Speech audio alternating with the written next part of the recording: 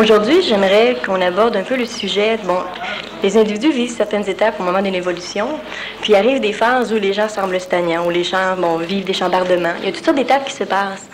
Mais j'aimerais qu'on discute un peu de qu'est-ce qui se produit actuellement au niveau de l'évolution, que ce soit au niveau de la planète ou autre, pour qu'on en arrive maintenant à poursuivre, peu importe les obstacles qui arrivent, peu importe ce qui arrive face aux individus. Bon, au niveau des individus, la grosse problématique, c'est que l'être humain est divisé en deux, on le sait. L'être humain est une partie qui est planétaire, une partie qui est extraplanétaire. La partie planétaire, elle est égoïque, elle est astralisée, elle est vitale, elle est physique, et il y a une partie planétaire qui est mentale, intellectuelle. La partie extraterrestre, la partie extraplanétaire, elle est mentale, reliée au plan supramental, elle est supramentale, donc intelligente, et à un moment donné, elle sera un peu plus développée au niveau des plans de la gratuité ou des plans de l'intentionnalité. Présentement, lorsque on parle d'évolution, l'être humain doit à un moment donné muter, c'est-à-dire qu'il doit passer de la phase animale à la phase hominale, donc de l'animal, il doit devenir un être humain. Aujourd'hui, de l'être humain, il doit devenir quelque chose de plus spécifique, de plus évolué, de plus vibrant, de plus haut, un être. Quand il y a des phases d'adolescence comme ça au niveau de l'évolution des humanités, quand l'humain doit passer d'un plan à un autre, c'est-à-dire présentement, on peut spirituellement dire passer de l'ère du poisson à l'ère du Verseau, mais il n'y a pas de chronologie astrologique à retenir dans la mécanique. Ça donne que l'être humain va vivre l'apparition de la 6e race mère à peu près en même temps qu'il va, au niveau de son système solaire, pénétrer dans l'ère du Verseau. Donc on peut faire un parallèle, mais le parallèle ne doit pas être émotivisé ou réellement spiritualisé. Juste pour faciliter la compréhension, quand on parlera donc de la transition entre l'ère ancienne et l'ère nouvelle, entre l'ère du poisson et l'ère du Verseau, ou encore entre l'homme ancien et l'homme nouveau, ce qui arrive, c'est qu'il y a des parties de l'humain qui sont déjà capables, eux, de vivre dans l'ère nouvelle, donc dans l'ère du Verseau, alors que la majorité de ce qui constitue l'humain est totalement adapté à l'ère ancienne, donc à l'ère du poisson. Et la grosse problématique, c'est que les êtres humains ne font pas. Ils n'ont pas encore été capables d'atterrir chez eux le choix ou l'expression vivante du fait qu'ils ont décidé d'être de la race nouvelle, d'être des hommes nouveaux, donc de faire partie de l'ère du Verseau. Cela veut dire que, étant donné que l'être humain a une partie qui le constitue, qui vit présentement dans un monde parallèle, qui est l'ère du Verseau, et que la majorité de l'individu vit dans l'autre monde parallèle, qui est l'ère du Poisson, nécessairement, il y a une déchirure entre les deux. Une déchirure qui se fait sentir par une congestion cérébrale, une déchirure qui peut se faire sentir par une angoisse, une peur qui ne fait pas peur, par une souffrance qui n'est pas douloureuse. Bon, il y a plusieurs symptômes qui apparaissent à l'intérieur de l'individu et ça peut les amener à une forme d'ennui, à une forme de dépression, à une forme d'impatience qui ne motive pas l'individu à avancer, une forme d'impatience qui plutôt encourage l'individu à rien faire. Et ce qu'on doit comprendre, c'est que l'ère du poisson est finie. Ce que je veux dire, c'est que l'ère du poisson a des limites. L'ère du Verseau a des limites. L'ère du Verseau ne peut pas toucher l'ère du poisson ne peut toucher l'ère du Verseau. Donc, les individus qui ont cheminé dans leur vie arrivent à un moment donné où ils sont tout près de la limite de l'ère du poisson. Et étant près de la limite de l'ère du poisson, nécessairement, leur vision de leur vie dans l'avenir commence à être limitée. C'est-à-dire qu'ils ne pensent pas que ça va arrêter, c'est qu'ils ne voient plus rien. Ils perdent la perception d'un avenir. Pourquoi? Parce qu'ils sont présentement à 2 pieds de la frontière de l'ère du poisson. Donc, si on retourne 200-300 ans en arrière, quand l'individu regardait en avant, il y avait de quoi voir, il y avait de quoi rêver, de quoi espérer, il y avait un avenir en avant de lui. Quand l'individu arrive présentement, actuellement, dans sa conscience, aux frontières de l'ère du poisson, il n'y a à peu près plus rien. Maintenant, une partie de l'individu vit dans l'ère du Verseau. Et dans l'ère du Verseau, la limite, elle est en arrière de l'individu et l'autre limite est extrêmement loin en avant. Donc, dans l'ère du Verseau, celui qui regarde en arrière ne voit pas de passé. Et pour l'ego, qui peut être un petit peu dans l'ère du Verseau, ça crée une forme d'insécurité où il ne sait pas, en tant qu'homme nouveau, qui il est, d'où il vient. Alors que dans l'ère du Poisson, on saura un peu plus qui on est, d'où on vient, mais on ne saura absolument pas où on va. Alors, ce qu'il faut comprendre, c'est que celui qui évolue, celui qui travaille, lorsqu'il arrive aux limites de l'ère du Poisson, il arrive dans un cul-de-sac.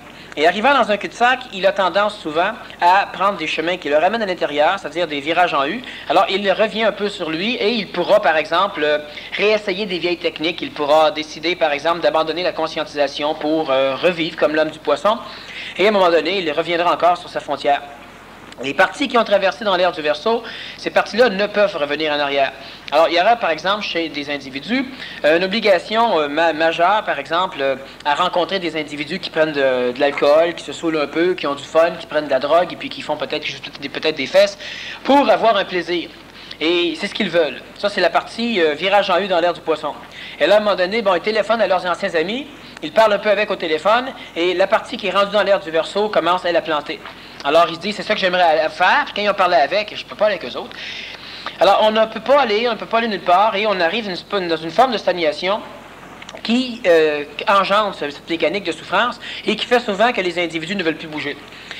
La partie de chacun qui reste dans l'air du poisson ne peut pas concevoir, par exemple, une intervention extraterrestre. Elle ne peut pas concevoir, à moins qu'elle le conçoive spirituellement. Mais elle ne peut pas concevoir pratiquement une intervention extraterrestre. Elle ne peut pas concevoir pratiquement un ère nouvelle, un ère où il n'y aura plus la problématique de l'animal humain. Elle ne peut pas concevoir un ère où on ne fonctionnera plus par sacrifice. Alors que la partie qui est dans l'air du Verseau, elle ne peut concevoir un ère où on fonctionne par sacrifice, et comme la majorité de ce qui constitue l'humain est dans l'air de sacrifice, cette partie-là ne veut pas vivre ici. Donc, une partie, souvent, des individus qui ne veut plus continuer à vivre ici, mais ils ne penseront pas se suicider nécessairement, parce que ça devient aussi absurde. Se suicider, c'est comme aller dans tout ce qu'on veut rejeter, puis d'y aller un peu plus. Bon. Alors, ça crée cette scission, et ce qui va faire souvent que les individus vont stagner, parce que les individus, dans leurs paroles, n'ont pas décidé de faire le choix de l'homme nouveau. Parce que les individus, dans leur vie, n'ont pas décidé de faire le choix de l'homme nouveau. Ce n'est pas uniquement de le dire dans sa tête ou de le dire une fois comme ça en parole, une parole astrale, même avec une parole mentale. Cela veut simplement dire de prendre son corps et de bouger. Donc, un individu qui décide de faire le choix de l'homme nouveau est un individu qui fait comme s'il l'était, et de toute façon, il le deviendra. Sauf que l'individu ne doit pas penser qu'il joue. C'est un individu qui doit s'arranger pour, malgré l'air du poisson, exprimer au travers de lui l'air nouvelle.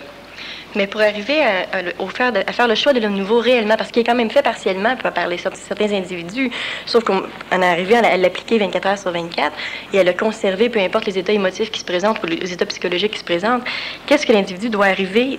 Est-ce qu'il faut qu'il y ait une puissance suffisamment mentale? Oui, on a vu lors du dernier PMC+, que la grosse problématique de ceux qui se conscientisaient, d'ailleurs, c'est le problème de la planète Terre, c'est le manque d'énergie.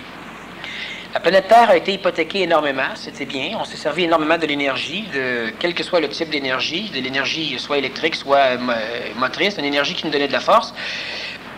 Mais il y a aussi de l'énergie vitale qui est extrêmement hypothéquée par la pollution, par les incendies, les guerres, etc.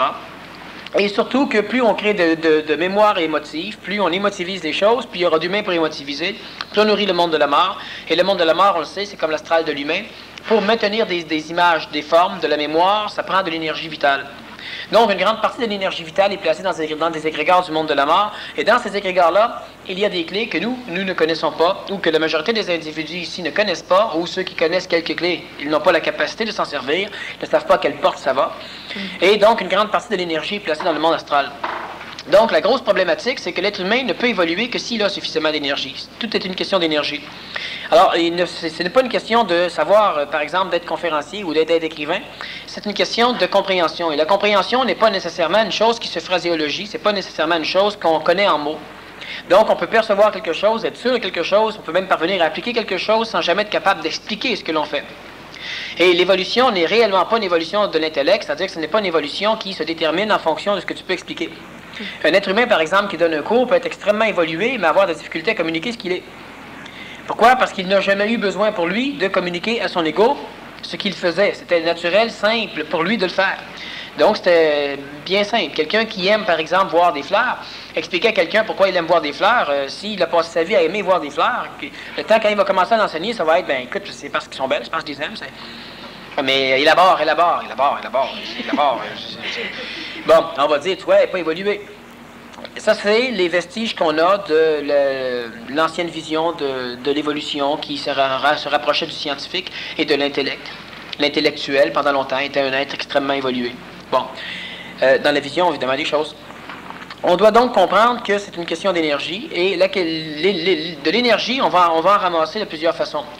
On a vu dans ce PMC+, qu'il fallait cesser de perdre de l'énergie. Mais on a vu surtout, à un moment donné, comme dans un PMC 1 ou 2 PMC+, avant, qu'on doit appliquer les choses. On doit prendre son corps et le bouger. Ça veut dire quoi? Ça veut dire qu'on doit s'arranger pour cumuler le maximum de notre énergie vers un centre cérébral. Et ce centre cérébral est celui où se trouve le mental. Et le mental, c'est celui qui va, c'est ce centre cérébral du mental est celui qui va être capable d'engendrer une forme de volonté.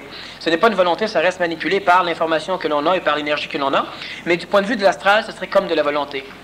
Autrement dit, au lieu de placer nos énergies sur chialer après quelqu'un ou de placer nos énergies sur la peur, par exemple, de ne pas arriver à l'heure, la peur de manquer d'argent, la peur de ne pas avoir la santé, la peur de ne pas pouvoir être de ceux qui, à un moment donné, vont s'en sortir.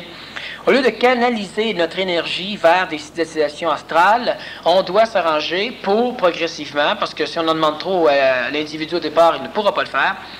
On doit placer nos énergies vers ce centre qui, progressivement, va faire en sorte qu'on va centrer toute notre évolution, tout notre mouvement, donc tout notre déplacement au niveau d'évolution dans un seul sens, sur une seule direction. Et celle-là va être celle d'appliquer progressivement de l'intelligence. Et quand je dis progressivement, c'est très important à comprendre. Si je vous donne 1 million de briques et je vous dis « faites-moi une tour », la majorité des égaux ne pourront pas. Quand vous allez voir les camions arriver avec leur chargement de briques, vous allez vous dire, voyons donc, ça n'a pas de maudit bon sens. Si on vous donne 15 briques, puis on vous dit placez du ciment, placez les briques, puis quand vous aurez fini ces briques-là, on vous en donnera 15 autres. Oui, mais il va en avoir combien comme ça? Pas beaucoup. Et on doit vous mentir. Et ce mensonge est un mensonge qui n'en est pas un, ça dépend du point de vue. Alors, vous placez vos 15 briques, et puis on amène 15 autres briques. Placez encore les 15 briques, on en amène 15 autres. Placez les 15 briques, et là, vous commencez à dire, écoute, il y en a-tu plus longtemps comme ça? Mais regarde, ça monte, hein, le mur. C'est ce qu'il faut faire. Et on doit donc apprendre à être patient, à cesser de perdre notre énergie pour rien. Et oui, mais là, je ne vais pas me faire fourrer, il va en avoir combien? Si c'est un pont que tu dois bâtir, il va en avoir suffisamment pour faire le pont. Alors, c'est pas une question, tu ne te feras pas fourrer. S'il en faut 20 000, il y en aura 20 000. S'il en faut 200 000, il y en aura 200 000.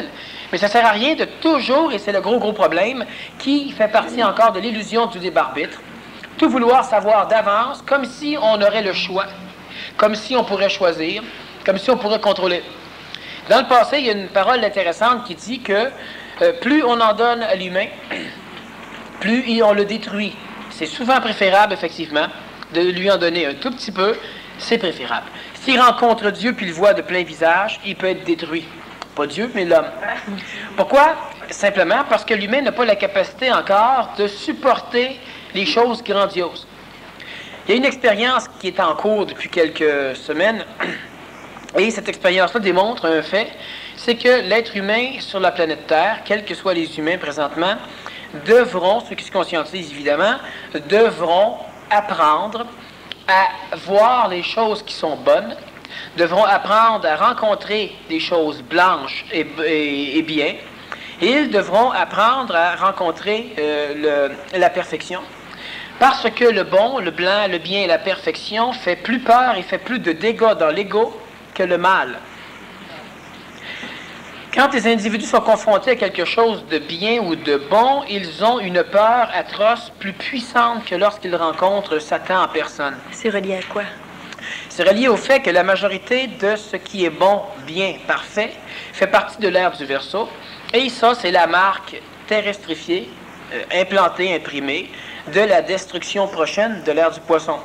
Et comme les êtres humains n'ont pas encore en majorité su transmuter les caractéristiques du Poisson en caractéristiques de l'ère nouvelle, ils se voient, ils ont comme l'impression, ils se voient dans un miroir où ils sont en train de se faire détruire.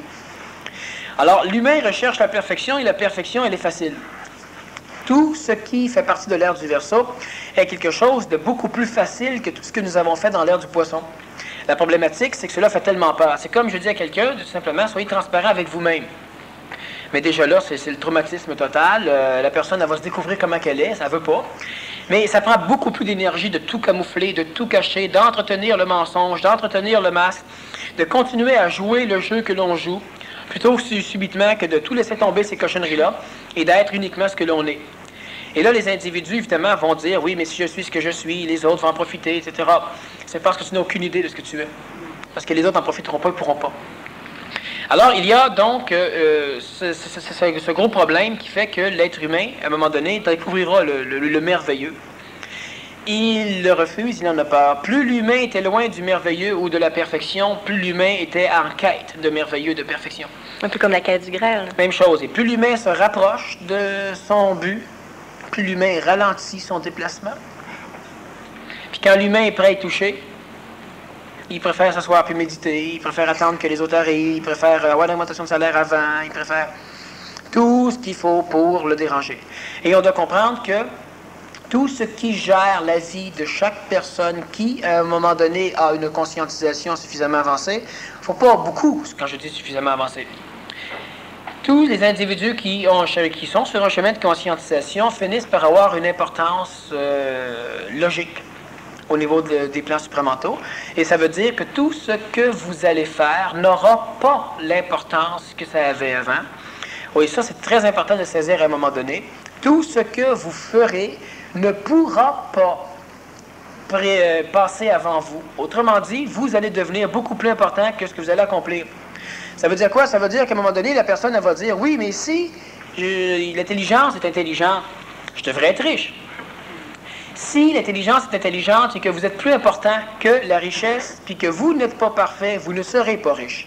Pourquoi? Parce que tout ce qui va vous entourer doit et va devenir le baromètre de votre évolution. Et ça, l'individu ne le comprend pas. L'individu, à un moment donné, à cause de son ego, il se dit, écoute, je suis tellement parfait que tout devrait être parfait. Sinon, il y a quelque chose qui cloche dans l'intelligence. Et c'est ce qui va faire en sorte, à un moment donné, que peut-être vous allez être malade. Baromètre. Quelque chose ne va pas. Peut-être que vous n'aurez pas d'argent. Ben, c'est un baromètre. Quelque chose ne va pas. Et on ne doit pas s'arranger pour augmenter son capital financier. Parce qu'on ne réussira pas. On doit s'arranger pour changer des choses chez soi. Et des exemples, je pourrais en donner plein, mais c'est des exemples que les égos vont toujours reporter. Ah oui, mais c'est pas pareil. Lui, c'est Daniel Kem, puis etc. Il y a énormément de choses, toi tu le sais, parce que ça arrive qu'on en parle, où on va se dire, il y a telle ou telle chose qui ne fonctionne pas. Qu'est-ce qu'on doit faire? On doit être transparent avec nous autres. Ben, je ne sais pas ce que ça va changer au niveau, par exemple, de la vente de ceci ou cela dans des magasins. On n'a rien à foutre. Et à un moment donné, on décide d'appliquer plus terre à terre, plus précisément certaines choses, et les choses commencent à fonctionner. Parce que finalement, ce que les gens mettent en priorité, c'est en réalité juste l'effet secondaire. Les gens, ce qu'ils font, c'est qu'ils prennent le baromètre là, qui indique que la pression barométrique descend, puis là, ils l'ouvrent, ils prennent l'aiguille, tiens, ma petite maudite, là, ils referment le baromètre, puis là, ça va mieux. Et ça continue à descendre, dehors, l'orage s'en vient. Puis comme ça continue à descendre, l'aiguille continue encore à descendre. Tu vois, ça marche pas. Puis là, on se défend encore. Là, on change le maître. Le maître, c'est vous. Et nécessairement, quand vous devenez plus important que ce que vous accomplissez, bien, on ne pourra plus dorer le blason extérieur. C'est l'intérieur qu'on devra s'arranger pour dorer. Et le rayonnement va venir ajuster en fonction de la valeur que vous êtes. Et ça, l'individu ne le comprend pas parce que l'individu, souvent, je l'ai rencontré un, entre autres, qui, lui, fait partie du club de ceux qui savent tout et qui ne font rien. Lui, il me dit, écoute, c'est tout vrai ce que tu dis. Sauf que dans ma situation, ça ne peut pas compter. Parce que moi, je suis rendu trop bas.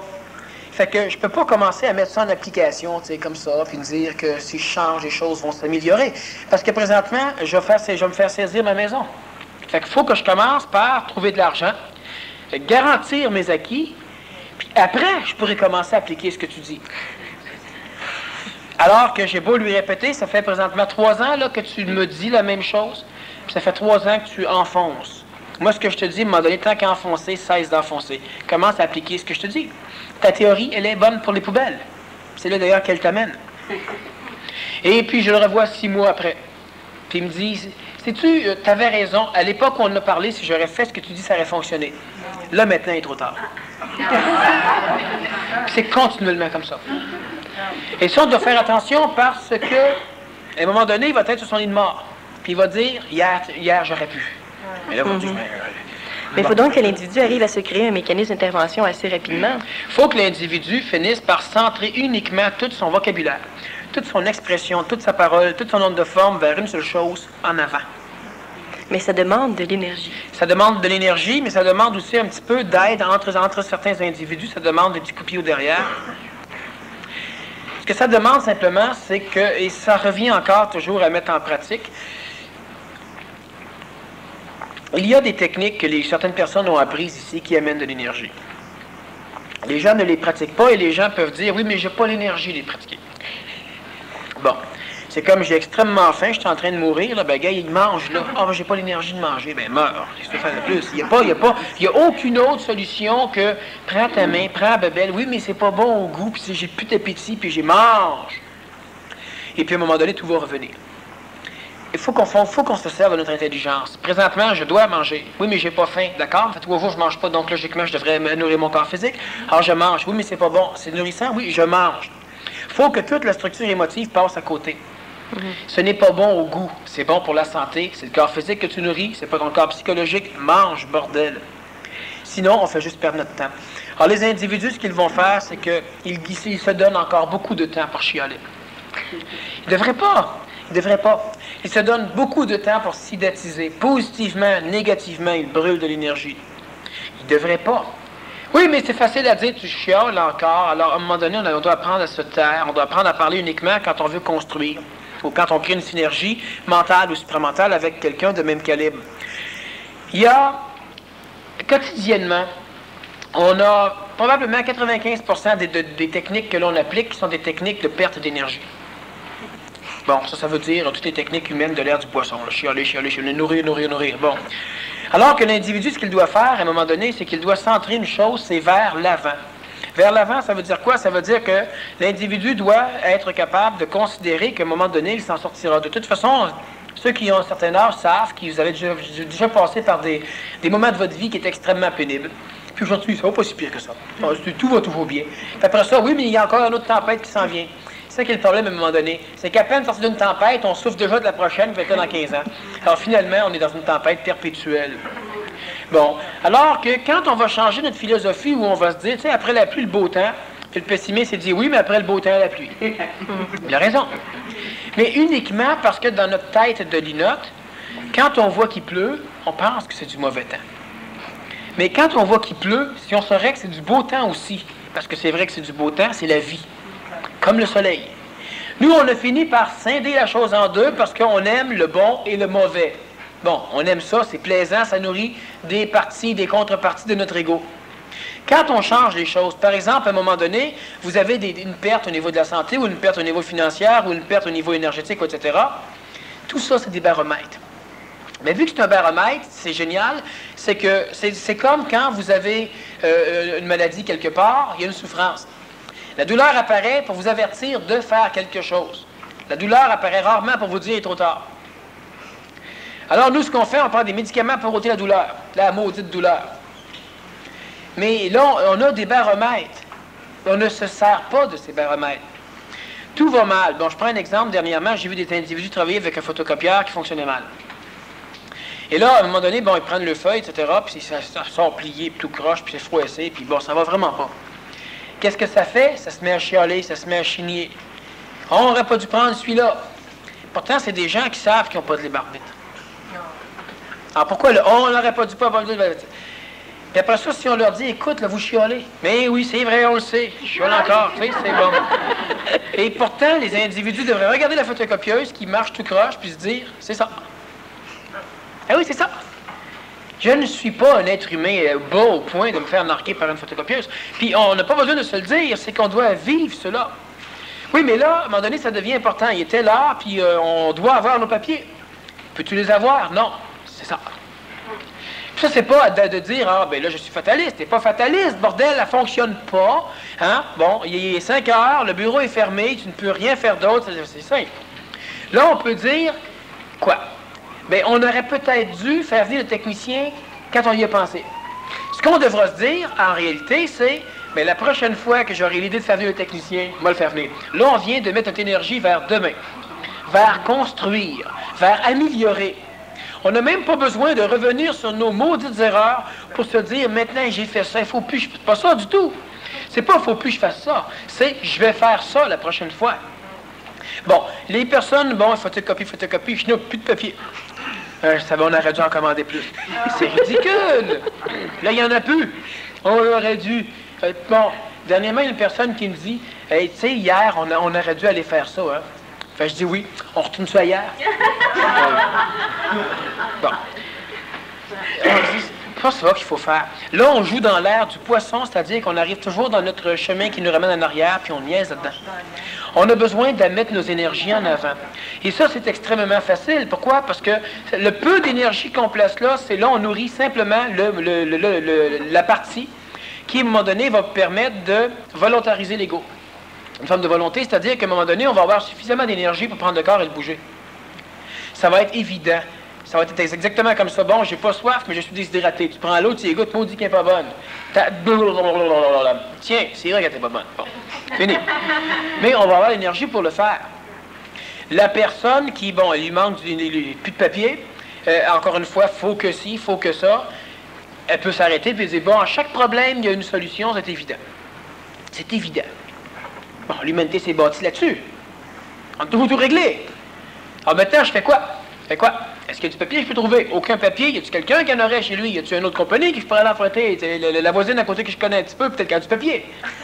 Bon. Il n'y a rien à faire. Qu'est-ce qu'on fait? Ben, on fait rien. C'est tellement simple.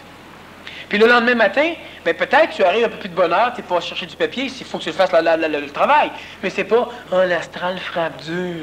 Là, on passe la journée du demain à se dire que ça va pas, puis tu vois, peut-être qu'il ne faut pas qu'on le fasse, après tout. Christy, le moindrement qu'il pleut, peut-être ça veut dire qu'il ne faudrait jamais qu'on étende notre linge une corde. C'est ce que ça veut dire. Ça, c'est toutes des raisons que l'humain se sert pour brûler son énergie, pour rester en arrière. Et je le répète encore une fois, je l'expérimente de toute façon quotidiennement depuis quelques temps, quelques années. Si vous changez, vous, tout ce que vous croyez avoir besoin va commencer à s'orchestrer tout seul. C'est une vraie farce, comment ça fonctionne sans qu'on ait rien à faire. C'est une farce. C'est comique, ça n'a aucun sens. Ben justement, moi ça me plaît. Bon, on se change, on améliore des structures chez soi, on devient plus joli, plus beau, on devient, bon, ça va bien, il commence à avoir une forme de joie de vivre, puis progressivement, les trucs commencent à bouger. Et je sais par expérience que chaque fois que ça commence à se placer convenablement, bien, on s'assoit sur notre gros steak, puis on se dit, c'est bon. Puis là, ça commence à manquer. Puis là, la photocopieuse commence à manquer d'encre. Là, on recommence des niaiseries. Et tout ce qu'on a à faire, c'est encore une fois de restructurer ce qui se passe chez soi. Ce sont des baromètres. Et les individus ont peur des baromètres. Et vous savez, la spiritualité de l'ère du poisson, c'est, grosso modo, faire semblant, sans jamais espérer réussir et l'avoir. Alors, les gens vont imiter, par exemple, la vie du Nazaréen, mais la journée qu'ils deviennent capables de faire les mêmes choses, ils se suicident, ils ne peuvent pas le supporter. Alors, ça, c'est l'ère du poisson. Où on va, par exemple, se maquiller. Maquille l'ego, maquille le corps physique, maquille la vie, maquille la conscience, maquille Dieu, on le rend beau, même si tout est débile. On maquille. Bon. Et dans l'ère du Verseau, c'est la transparence, plus de maquillage. Mais il y a une grosse nuance. Savez-vous combien en réalité, savez-vous quel est votre poids? Peut-être une livre, disons, on va dire une livre. On va dire 1 gramme pour... bon. Et on transporte peut-être 60 kilogrammes de maquillage. Alors, c'est évident que les individus tiennent leur maquillage un peu parce qu'ils sont habitués avec, et puis ils ont des gros bras, puis ils ont une grosse tête, puis etc., puis ils ont beaucoup de mémoire, beaucoup d'expérience, beaucoup de sagesse, puis ils ont plein de choses, plein de raisons. Les raisons, c'est important, parce que les raisons, c'est notre orgueil. Comment se fait que tu n'as plus d'automobile? Ah, j'ai plein de raisons. Comment se fait que tu n'as personne en emploi? Ah, j'ai plein de raisons. Ça, des raisons, c'est très, très, très utile, des raisons. Tu es bien évolué, puis tu es malade. Ah oui, mais ça cause que... plein de raisons. Alors que tu es évolué, puis tu es malade, eh oui, c'est niaiseux, absolument. Mais qu'est-ce que tu vas faire? Ben, guérir, tarte. Comment tu vas faire ça? Une chose certaine, c'est pas en te parlant. Tout simple. C'est donc aussi d'arrêter de voir ou de souhaiter. Par exemple, il y a beaucoup de gens qui aimeraient devenir un homme nouveau ou devenir une femme nouvelle. Mais à ce moment-là, c'est de cesser ça et de devenir simplement soi. L'homme nouveau ne désire pas être un homme nouveau. Non. Donc, celui qui désire, il passe le chemin pour y aller. Mais ça, tout dans l'ère du poisson, c'était c'était axé là-dessus, de toujours avancer vers quelque chose. Ben oui, mais c'est correct de bouger vers quelque chose. Mais cette partie-là ne veut plus, elle sait plus où est-ce qu'elle s'en va, là, elle. C'est que là où elle va, c'est quelque chose qui ne fait pas partie de sa structure de conscience. Mais comment arriver? Parce que là, c'est la personne qui a un pied là, ça s'écarte de plus en plus. Exact. Elle tombe entre les deux ou... Le MTS tombe entre les deux. OK. Mais là, elle peut pas rester non plus du côté du poisson, parce que là, elle va vouloir retourner dans l'MTS, elle va se jeter dans le fossé ensuite. Présentement, c'est qu'elle ne peut pas rester dans aucun des deux côtés. Ni au milieu. Parce que son choix n'est pas fait. Exact. Puis pour arriver à faire ce choix-là. Bien, on doit simplement faire le choix. On doit placer nos énergies vers le volontarisateur. On doit placer nos énergies vers ce qui est en avant. On doit placer nos énergies vers l'élimination des problèmes. Pas se casser la tête. Il y a des solutions à tout. Mais je ne connais pas, la solution. Non, mais c'est supplémentaire comment ça va venir. À un moment donné, tu vas faire... Pouf! Ah, je le sais maintenant. Ben facile. Les choses vont par là. Sauf que les humains ne sont pas des applicateurs. Ce sont des personnes qui vont appliquer la tradition, qui vont appliquer le chiolage. Je le répète souvent, on en a plein de techniques. Si à un moment donné, je vous donne une technique qui s'appelle chioler, vous allez dire, ah, une technique de plus. Eh oui, mais on en fait plein de techniques présentement. Alimenter son corps physique, c'est une technique. 3 fois par jour, de s'écraser, prendre des bébelles, finir de fourchette, c'est une technique. Ça prend du temps. On doit dormir 1 fois par jour, on doit dormir plusieurs heures. Maudite technique. Je vais vous en donner une qui va vous énergiser au maximum, ça va prendre 2 heures. Ben trop long, 2 heures. Vous en prenez souvent 8 heures, 9 heures, 10 heures pour dormir. C'est une technique. Mais on est habitué, fait qu'on dit plus c'est une technique, ça fait partie de la vie. Oui, mais ce qu'on apprend qui nous fait monter doit faire partie de la vie de l'homme nouveau. De faire partie de notre vie. Bon, à un moment donné, on fait, tu aurais une technique Menfi, tu pratiques ça 15-20 minutes par jour.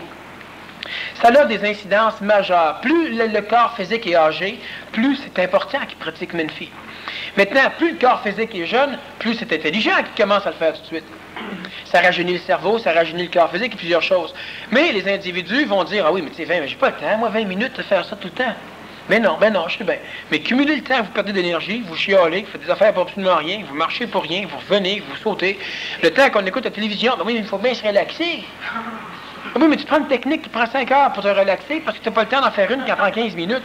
Ça fait partie de l'ère nouvelle. Puis là, il y a des imbéciles, je ne sais pas trop les égaux, qui à un moment donné vont dire, ah oui, mais regarde, là, j'ai fait comme tu dis. Puis c'est vrai. Mais là, maintenant, il me reste 2-3 heures par jour que je ne sais pas quoi faire. Puis je m'ennuie.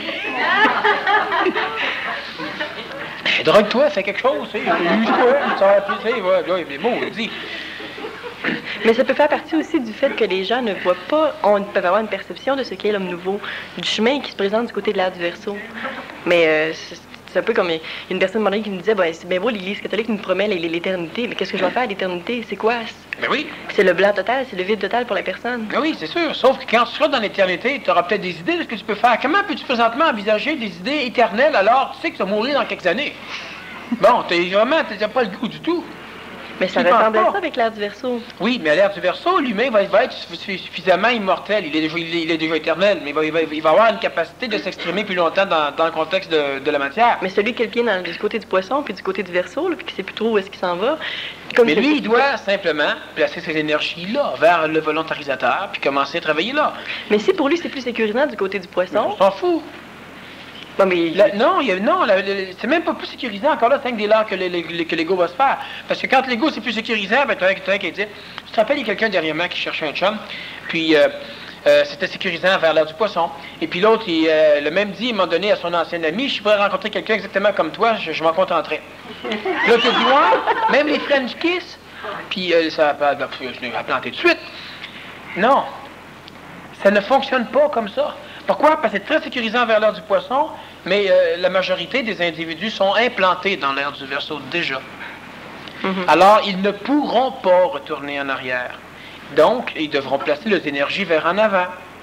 Puis quand la personne dit « Oui, mais là, je me sens insécure », moi, je n'ai rien à foutre que vous vous sentiez insécure, puis vous devriez en avoir rien à foutre, vous autres aussi. Pourquoi? Parce que de toute façon, c'est par là que vous allez, autant y aller. Tu commences tu suis un cours de conduite automobile, puis là, tu t'assois, puis le professeur qui s'assoit à côté de toi, les 2 pieds proches de sa pédale de frein. Puis là, il dit, vas-y, démarre le moteur. Ah oui, mais là, je me sens insécure, si on commence à faire un gros discours sur l'insécurité de l'ego d'un individu devant un volant d'automobile, on ne conduira jamais.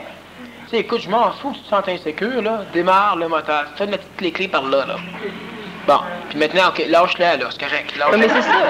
Mais le prof à côté d'elle qui dit, mets la clé dans le moteur, démarre, puis c'est quasiment ça que c'est pas au monde à un moment donné de... Mais comme ça que le monde a eu. Puis après ça, 2 jours après, elle a son permis de conduire. Elle embarque dans son auto, Puis là, elle est 2 fois plus nerveuse. Elle n'a pas de prof. Ah oui, c'est ça le problème. Puis là, qu'est-ce qu'elle fait? Elle se dit, ben écoute, je vais me laisser le temps de m'habituer avant de conduire. 6 mois après, elle s'est oubliée, parce qu'elle n'a pas conduit depuis ce temps-là. Non, vas-y. Je donnais un cours d'art d'EM hier, puis ce que j'expliquais aux individus, c'était simple. Je leur montre un mouvement très rapide, qui demande pas mal de perception, de contrôle, etc.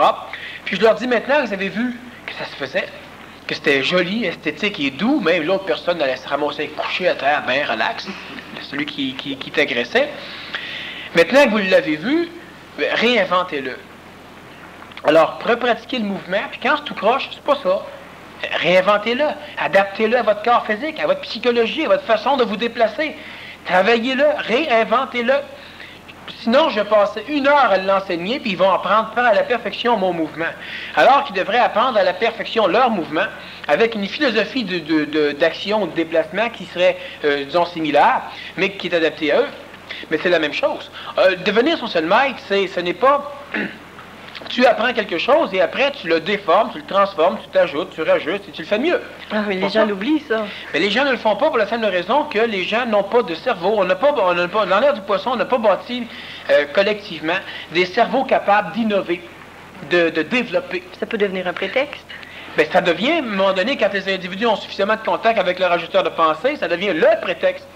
Par exemple, vous faites de la peinture. Et puis là, vous dites, oui, bon, ben, j'aimerais en faire, je suis des cours. D'accord, je suis des cours. Pour savoir, par exemple, comment ouvrir un tube, comment diluer la peinture, comment on gratte une toile, comment on fait une toile, des petites choses comme ça. Ben oui, vous allez l'apprendre tout seul, mais ça va vous prendre 300-400 ans, donc autant aller chercher tout de suite l'information. Mais après ça, est-ce que vous avez besoin d'apprendre un style? C'est là qu'on devient con. Est-ce que c'est du cubisme? Est-ce que c'est du moderne? Est-ce que c'est du ceci? Est-ce que c'est du... On n'a rien à foutre. Là, c'est toi que tu mets là-dessus. Puis les personnes, souvent, ben oui, mais là, sont toujours en train de s'excuser, tu sais. Puis, bon, on doit faire de sa vie son chemin. On ne doit pas essayer d'avoir une vie collective. On va se pousser là-dedans. Bon. Mais on doit quand même rechercher une synergie. On peut rechercher une synergie. Oui, mais on recherche une synergie pour la simple raison que dans l'intelligence, tout ce qui est intelligent se relie. Pas de problème. Toi, par exemple, tu manges exactement ce que ton corps a besoin. Moi, je mange exactement ce que mon corps a besoin. Bien, on peut communiquer ensemble, on est extrêmement intelligent. Peut-être tu es végétarienne, peut-être je suis carnivore, peut-être je suis granivore, peut-être tu es céréalivore, peut-être tu es crucivore, peut-être que tu es tout droit. Mais on est sur la même longueur d'onde. Pourquoi? Parce que le but n'est pas d'être végétarien ou d'être ceci ou d'être cela. Le but est de manger ce que le corps a besoin. Donc, à partir, on fait partie de la même philosophie. Et si tout le monde fait partie de la même philosophie, on va tous manger ce qu'on a besoin. Mais on ne mangera rien de pareil, en majorité. Alors, quelqu'un de l'extérieur va dire, voyons donc, il n'y a aucune philosophie alimentaire. Pourtant, c'est annoncé, gars, ils disent qu'il y a une philosophie alimentaire. Ben oui, il y a une philosophie alimentaire. Mais qui n'est pas collective. Ben, on mange ce qu'on a besoin. C'est logique, c'est intelligent, c'est parfait. C'est très simple. Sauf qu'encore une fois, il y a beaucoup de techniques que vous devez abandonner. Des techniques dites normales. Ça, mais c'est normal, ça? Bon, OK, qu'on doit abandonner. Pour aller chercher des techniques qui sont naturelles. Et plus tard, vous pourrez dire, ouais, mais c'est naturel, ça? Puis là, vous allez faire les bonnes techniques. Tu comprends? Mais des techniques naturelles, il me semble que c'est... L'individu n'a pas à les apprendre, c'est son naturel. Oui, l'individu a à les apprendre. Pourquoi? Parce que l'individu est basé uniquement sur l'expérience et sur l'ego. Vu que l'individu n'a pas suffisamment d'expression transparente de l'intelligence prémentale au travers de lui, nécessairement, il fonctionne beaucoup par expression de l'ego. Donc, tu dois mettre des techniques dans l'ego, donc il doit apprendre des choses, pour par la suite pouvoir les appliquer, les choses. Mais l'intelligence va raffiner les techniques, va ajuster les techniques, va cellulariser le résultat des techniques et va abandonner les techniques. Okay. Mais les gens abandonnent les techniques du moment que c'est mémorisé, pas cellularisé. Mais ça, ce que là, tu as dit vraiment le mot mettre des techniques dans l'ego. Puis c'est vraiment ça qu'il faut arriver à un moment donné, c'est par exemple planter un pieu dans l'ego. Pour... Bon, un pieu. Oui, ça, c'est le côté masochiste. Oui, c'est ça. Bon, d'arriver à appliquer un mécanisme d'intervention pour pouvoir, parce que finalement, dès que l'ego est présent, tantôt toi-même tu disais à la personne, mais tu chiales. Mais la personne, oh, je sais, je chiale. Bon, elle va chialer quand même. Elle va continuer quand même à chialer. Ça a l'air expérimenté. Mais là, il faut arriver à un mécanisme qui vient bloquer tout ça. Oui, puis ça, c'est très simple. Tout très simple, d'ailleurs. La personne doit commencer par mettre une brique. D'accord? La personne, elle se dit, ouais, mais pour réussir, il faudrait que j'aille tout de suite mettre 30 000 briques de mis. Ouais, mais tu n'as pas 30 000 briques. Ouais, je sais bien, mais c'est ça le problème. Mais une brique. Une brique. Mais une brique. Mais là, il va falloir savoir, mais quelle brique? N'importe laquelle des briques. Mais une brique. Où? Là. Comment? Même. Tu le bord. Mais une brique. Bon. C'est très simple. Puis la brique que l'on doit mettre, tu sais, la femme, elle a un mental positif. Son mental positif engendre une problématique chez le mâle. La femme, souvent, oblige le mâle à faire le ménage. Là où le mental entre, l'astral sort. La femme ayant un mental positif, elle, il y a toujours des exceptions, mais en majorité, elle aura de la difficulté à vivre dans un bordel. Alors que l'homme, lui qui a un mental négatif, il vit facilement dans un bordel. De tous les sens du mot, d'ailleurs. Bon. Ce que l'on doit faire, c'est donc de mettre de l'énergie dans une partie du mental, le volontarisateur, et pour ce faire, on doit commencer à appliquer des techniques qui permettent cela. Qu'est-ce que c'est? C'est simple, c'est de mettre de la discipline dans sa vie. C'est simple. Ça veut dire devenir un disciple. C'est ça, un disciple. Quelqu'un qui a une discipline. Un disciple, c'est pas quelqu'un qui suit par des formations astrales et spirituelles. Ça finit par être ça. Mais on doit mettre de la discipline dans sa vie. Mettre de la discipline dans sa vie, ça veut simplement dire qu'on doit observer ce qui nous nuit, ce qui nous aide. Lors du dernier PMC+, il y a eu énormément d'informations qui ont été communiquées sur des choses qui doivent obligatoirement être faites. Ceux qui ont commencé à les appliquer ont commencé à changer. Ils ramassent de l'énergie. Ayant plus d'énergie, ils ont plus de facilité à appliquer des choses. Ils ont moins de résistance au niveau de l'astral sur l'application de mécanique intelligente. Mais on y va morceau par morceau, une marche à la fois. Disons que vous vous êtes acheté, à un moment donné, vous êtes payé le luxe de vous acheter un escalier complet. C'est génial. L'escalier a toujours été à terre. Vous pouvez marcher à côté, marcher dessus, il n'y a aucun problème. C'est facile. N'importe quelle marche, tout est à la même hauteur. Mais là, à un moment donné, on doit prendre l'escalier puis l'élever. Maintenant qu'on l'a en mémoire, on doit le placer pour qu'il nous mène où il doit nous mener. Mais maintenant qu'on l'a levé, il y a un problème. C'est que toutes les marches que vous connaissez à 100%, mais là, vous ne pouvez plus les parcourir toutes d'un coup. Là, vous devez commencer par mettre le pied sur une marche, puis monter dessus. Puis là, l'autre, oui, mais là, je la connais, une marche à la fois, puis part avec celle d'en bas. Il y en a quelques-uns, je les ai vus faire, à un moment donné, ils se sont donné une grosse élan, puis ils ont sauté dans l'escalier, puis ils sont pétés tibia sur la 5e marche. Bon, ils visaient la 7e, ils ont pas été capables, tu sais, bon. Et il y en a qui ont essayé 3 marches à la fois, 3 perles là, 3 perles là, 3 passes, puis bang, jusqu'en bas, bon. Et il y a des rusés qui vont 2 marches à la fois, puis rendus en haut, ben, à un moment donné, il leur manque des morceaux encore une fois. Ils ont parcouru tout l'escalier, pas toutes les marches. Ce qui est important, donc, c'est de mettre une brique. Une brique, ça veut dire qu'on commence par une affaire simple et facile. Et quand l'individu se rend compte qu'il vient de se faire fourrer, qu'il vient de se faire avoir, toujours demain qu'il regarde. On s'en fout de essayer de faire avoir, puis après, ça change quoi, ça? Demain, ou tout à l'heure, tu sais, je vais... Tu sais, là, que j'ai mangé la moitié de mon gâteau, me sens encore fait fourrer. Mais tente tout le reste dans le visage, ça va être comique. Mais là, poubelle, tu peux rien faire, continue à le manger. Puis quand tu as fini, ben, c'est simple. Là, maintenant, c'est toi, maintenant. Puis tu pars de là. Tu pars pas devant le gâteau, la culpabilité, on n'en a pas besoin. Alors, l'individu doit mettre de la discipline. La discipline, ça veut dire que chaque jour, il y a des choses que l'individu doit faire. Il y a un agenda qu'on a donné à certaines personnes, un agenda qui couvre l'année 1990 au complet, avec de l'information, avec un horaire, un agenda d'exercice à faire. Chaque mois, chaque jour, il note tout ce qu'il fait. Au début, on disait note ce que tu fais pas, puis il passe son temps à mettre des crochets. Quand il a dit note ce que tu fais. Fait que là, c'était moins compliqué. Quelqu'un qui prend l'agenda complet, puis qui l'ouvre, puis qui dit tabarnouche, tout ça à faire. Tout ce qu'il y a à faire, c'est de faire un gros X sur 10 des 11 affaires, puis commencer par une affaire. C'est très simple. Puis ça, c'est quelque chose qui amène les individus à ramasser de l'énergie petit à petit. La personne qui veut devenir riche, puis qui cherche déjà à faire de 300 000 par semaine, elle ne l'aura pas. Peut-être que dans 20 ans, elle va faire 300 000 par semaine, elle va passer 20 ans pauvre. Alors que si tu ne peux pas faire 300 000 avant 20 ans, fais 5 piastres, 10 piastres, 20 piastres, 100 piastres, 200 $. Tu sais, qu'elle commence quelque part. Puis quand tu vas commencer quelque part, veux pas, les choses vont commencer à s'accélérer autour de toi.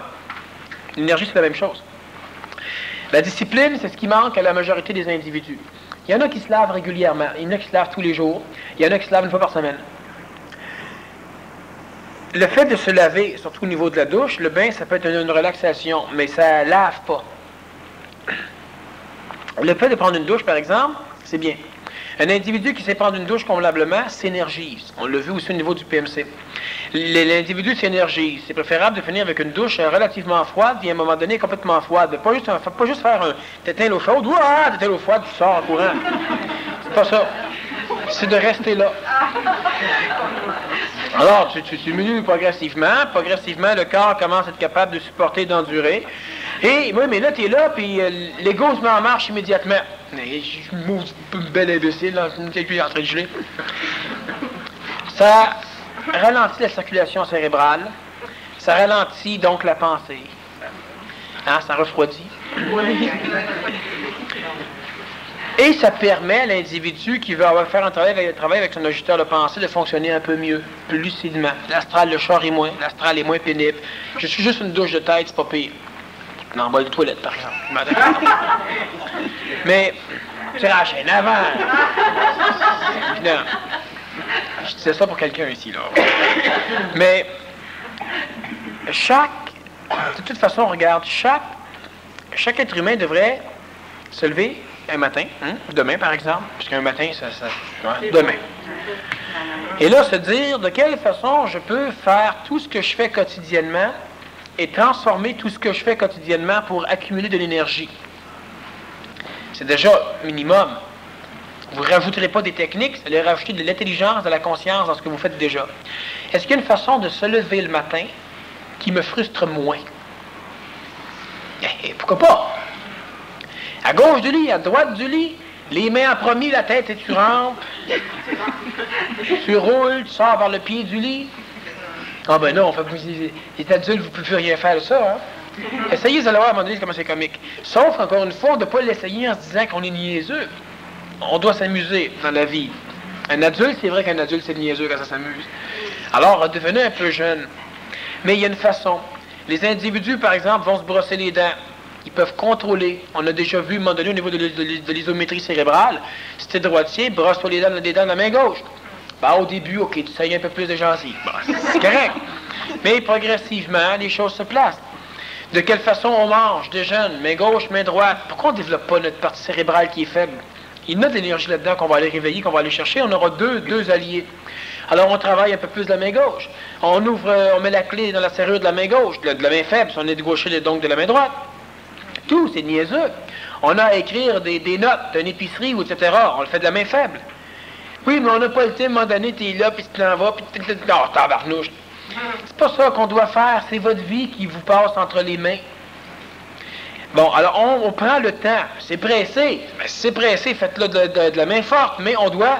Puis là, on part. Vous allez peut-être perdre 10-15 minutes à la fin complète de la journée, au début. Puis sans vous en rendre compte, finalement, parce que c'est un 2 secondes là, un 30 secondes là, un 5 secondes là, mais là, tout ce que l'on fait dans la journée. Vous passez le respirateur dans la maison, vous le passez de la main droite, vous chiolez un peu en même temps, il est pogné, les fils sont pognés, le tuyau, il va tirer un meuble. Est-ce qu'il n'y a pas moyen, quand vous faites le passer, là, comme ça, faites le ménage, de marcher en démarche flottante? Pas la démarche droite, là, une démarche simple. Vous êtes conscient de votre corps, vous déposez votre pied, vous ramassez le respirateur, vous le tassez un petit peu, vous continuez. Bon, on fait la vaisselle, on mange. Tout ça au complet est important. Et une fois qu'on est parvenu à faire ça au complet, là, on commence à appliquer certaines petites techniques PMC de temps en temps. Ça va être, par exemple, je passe l'aspirateur. Quand j'ai fini, j'enroule. Bon, je serre mes affaires, je serre tout ça au complet. Là, est-ce que je peux pas m'asseoir sur une chaise puis faire juste 8 respirations alternées, ou respirations en 3 volets, par exemple. Bon, abdominale, intercostale, sous-clavière. C'était pas long. Mais là, qu'est-ce qui se passe? Il se passe que vous êtes dans l'ère du Verseau. Vous êtes un individu qui vit quelque chose qui est réel. Vous allez manger. Avez-vous déjà pensé à comment on devrait manger? Ça s'apprend à manger. Mais tant qu'à manger, on peut le faire convenablement. Manger vite, etc., on n'a pas le temps, on n'a jamais le temps. Puis à un moment donné, vous aurez effectivement plus de temps. Alors, mieux vous prendre le temps pour les choses utiles que de continuer à en perdre pour les choses importantes. Bon. chaque petite chose, quand on va se coucher, est-ce qu'il y a une façon de gagner le lit, il y a tout ça au complet, j'en ai déjà parlé à un moment donné. Vous savez, prochainement, plus vous allez appliquer ce que vous savez, plus il y aura des résultats rapides. On est dans une phase d'énergie supplémentale de plus en plus présente, hein, on l'a expliqué souvent. C'est le temps où l'individu va avoir la capacité, s'il applique, de bouger tous ses baromètres au complet, puis de changer une grande partie de son monde extérieur. Mais pour ça, il doit bouger son monde intérieur. La grosse problématique actuellement, c'est qu'il y a toute une panoplie d'interventions évoluantes, avec, en préparation, en potentiel, une panoplie d'interventions évoluantes. Et l'individu, souvent, astralement, il est conscient qu'il y a quelque chose qui s'en vient. Et plusieurs individus ne peuvent, au niveau du système endocrinien, donc ne peuvent percevoir astralement ce qui s'en vient. Alors, ils n'y croient pas égoïquement, même s'ils ont une vibration mentale ou supramentale, et ils ne veulent donc pas, ils n'ont pas l'énergie de se préparer pour être fin prêt quand l'intervention future va arriver, parce qu'ils n'en goûtent pas dans l'essence, dans leur corps physique. Si un jour, il y aurait... Premièrement, il va y avoir quoi? Il y a présentement l'intervention intraterrestre marquée de plus en plus puissante. Il y a une intervention extraterrestre, les engendreurs des peuples intraterrestres, donc ce sont des extraterrestres qui ne font pas partie des contingents supramentaux. Il y a une intervention supramentale qui est en potentiel, en préparation. Elle est, on va en reparler lors de la deuxième et de la troisième partie de la conférence d'aujourd'hui. Il y a une préparation belzébusienne tellurique qui est massive présentement. On est à préparer. La planète Terre est en train de se préparer à faire un gros rot. Ces interventions-là qui sont de type involuante et évoluante, est-ce qu'elles sont gérées par la même mécanique? C'est-à-dire que non plus, il va venir un temps où tout ce qui est involuant va être laissé à lui-même et que tout ce qui est évoluant va être régi par l'intelligence. Et c'est ça qui est un truc intéressant à savoir. C'est que les individus qui seront suffisamment préparés à reconnaître l'intelligence, lorsque l'intelligence sera totalement terrestrifiable et terrestrifiée, ces individus-là feront partie de ceux qui ne seront pas touchables par la mécanique involuante astrale. L'Apocalypse des autres. La problématique, c'est que quand ce temps va arriver, et ce temps, c'est dans quelques années, on a toujours du temps, mais vous savez, il va venir un moment donné qu'on n'en aura plus beaucoup. Quand ce temps va arriver, tous ceux qui ne seront pas prêts ne pourront pas se préparer. Pour la simple raison qu'on ne peut pas se préparer à courir et s'entraîner à la course lorsque le loup te court aux fesses. Là, il est trop tard.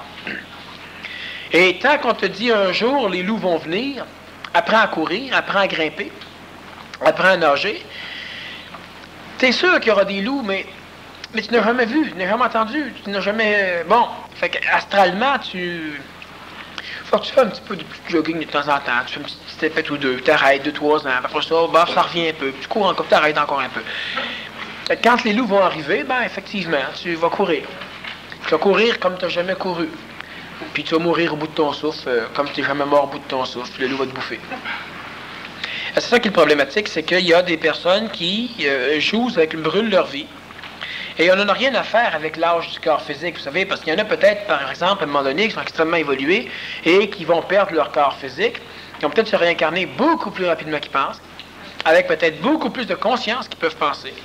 Parce qu'il y a encore beaucoup d'enveloppes au niveau de l'astral présentement qui fait que certaines personnes elles sont suffisamment évoluées, ils ont un double éthérique, suffisamment jolies, suffisamment belles, mais ils ne le perçoivent pas parce qu'ils sont encrassés par leur astral. Mais si le corps physique meurt dans, par exemple, quelques années, une grande partie de tout ce qui est astral, de toute façon, ça va gagner le monde de la mort. Et eux vont maintenant être libérés, et là, ils vont se retrouver, gagner leur double éthérique, et ils vont pouvoir se réincarner. Donc, il n'y a pas de problématique, sinon on ne peut pas regarder l'âge physique que l'on a. On peut mourir jeune, on peut mourir plus âgé, mais ça n'a rien à foutre, ça dépend de la conscience de ce qui habite l'enveloppe charnelle. Et il y a un temps qui est de plus en plus près où les individus qui n'ont pas commencé une préparation sont des individus qui ne pourront pas en commencer une. Ils pourront simplement faire semblant. Il y aura beaucoup, évidemment, de plagiats, d'individus qui vont continuer à faire comme dans l'ère PCN, c'est-à-dire qu'ils vont jouer à être, mais qui ne seront pas. Mais ça ne passe pas, ça. Mais c'est évident que ça ne passera pas. Et ces là vont hurler à la lune. Ils vont crier « Comment ça se fait que ça marche pas alors? Comment t'es faite? » Ben oui, t'es toute faite, mais t'es pas. On en revient encore à la fameuse roue dont tu parlais qui tournait, mais qui a tendance à s'arrêter pour tourner dans l'autre sens. Puis Oui, on approche.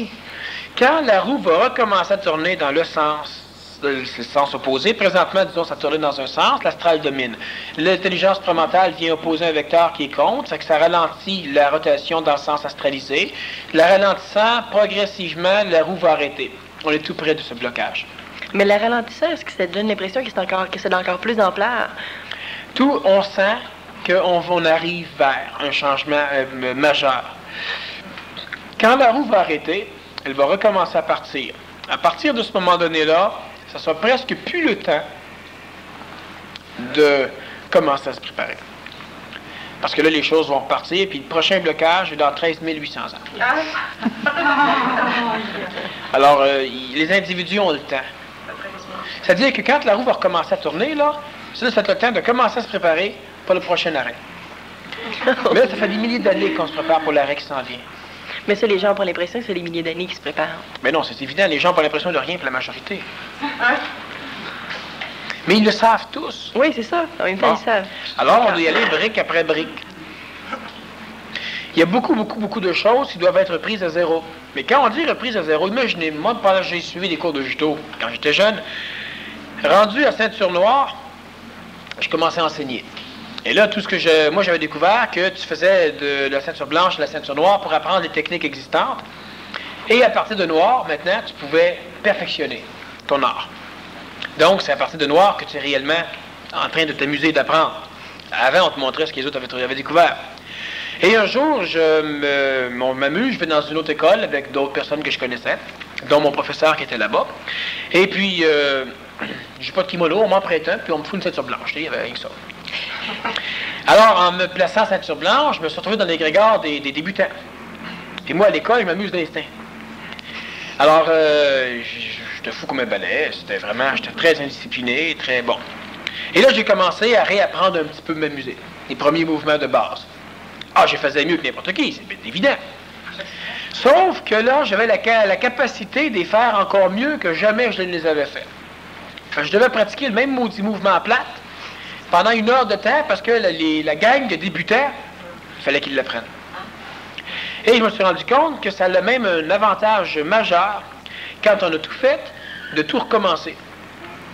Parce que là, on apprend tout le temps qu'on devait occuper au départ avec notre maudit ego qui est dans les jambes, la peur de tomber, la peur de se plier, c'est pas comment mettre le pied, etc. Tout ça, c'est tombé maintenant. Là, maintenant, on peut réellement découvrir le plaisir puis la perfection de chacun des mouvements. Mais ce n'est pas recommencé. Mais non, justement. Mais pour la majorité des gens, ben oui, mais gars, là, tu recommences à blanche. Puis si je garde ma ceinture noire, ça prend beaucoup plus d'énergie pour être capable d'être un débutant avec du talent que si je mets une ceinture blanche. C'est comme niaiseux, mais non, c'est pas niaiseux. Une l'onde de forme, c'est ça. On le sait. Alors, on met une ceinture blanche, puis on continue, ça finit là.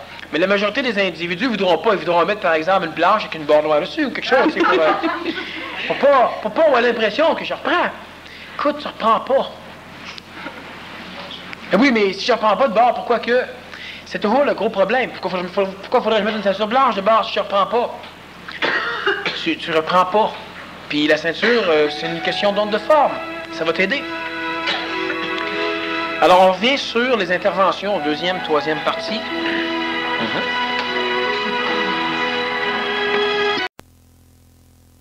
Tu avais parlé. Bref, tu devrais parler des méthodes d'intervention. Il ne faut pas retenir ce que je dis. Ah, mais moi, c'est parce que c'est les grégores dans la salle qui m'amènent l'information. Tu as des questions? Non. Va t'asseoir là-bas. Veux-tu une question? Non. va aller m'asseoir devant moi aussi.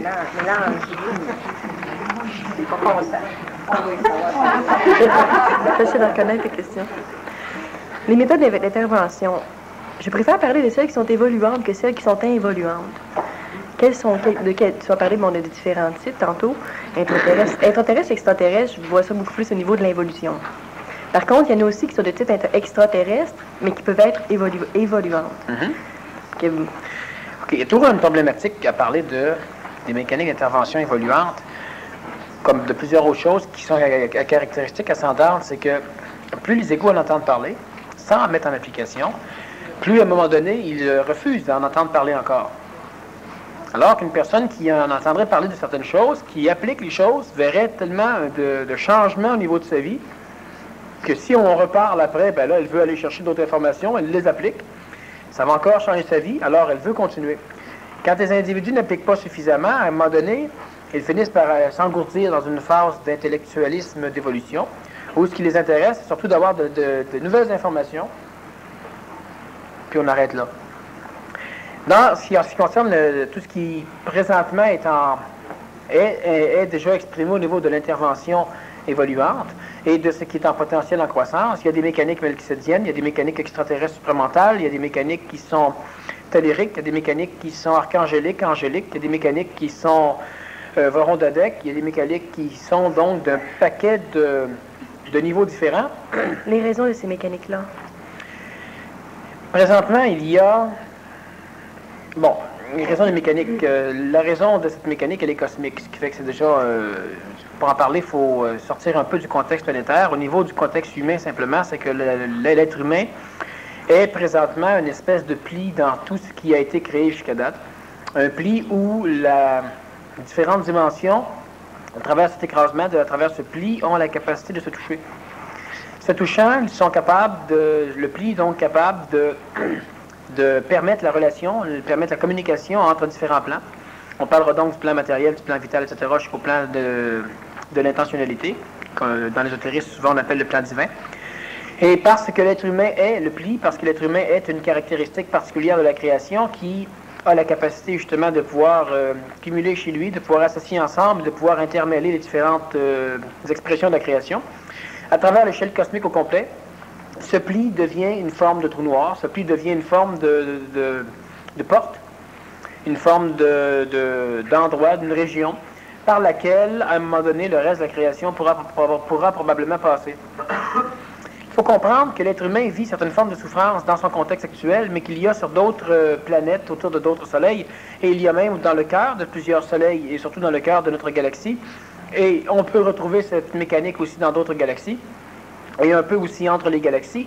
Il y a d'autres types d'expression de la vie, d'expression de la conscience, on pourrait dire, qui s'expriment soit dans la vie, soit dans la non-vie, soit dans l'antivie, soit dans le être, dans l'être ou dans le non-être, dépendamment des régions cosmiques. Et ces expressions de la conscience ont aussi la caractéristique de percevoir. Certaines ont la caractéristique expérientielle, d'autres pré-expérientielles, d'autres ce sera super-expérientiel, d'autres seront existentielles, pré-existentielles, super-existentielles. Et ces expressions de la conscience sont capables, dans la majorité des cas, de percevoir de la souffrance. Donc, ils sont capables de souffrir. Mais leur souffrance n'a rien à voir avec celle que nous connaissons. Étant donné qu'ils sont capables de souffrir, c'est-à-dire qu'ils sont capables de conscientiser le fait qu'ils sont dans une région où il leur manque la majorité de ce qu'ils devraient être, un peu comme nous. Ils sont capables aussi de conscientiser le fait qu'ils sont dans une région où il y a une espèce d'immense monstre, un destructeur majeur qui a la caractéristique de manger l'univers, d'engloutir l'univers, de détruire l'univers. Et cela se fait progressivement. Il y a énormément de régions dans la création. Quand on parle de création, il y a plusieurs, évidemment, il y a du super-univers, il y a plusieurs univers. Alors, on va se contenter de parler de notre univers.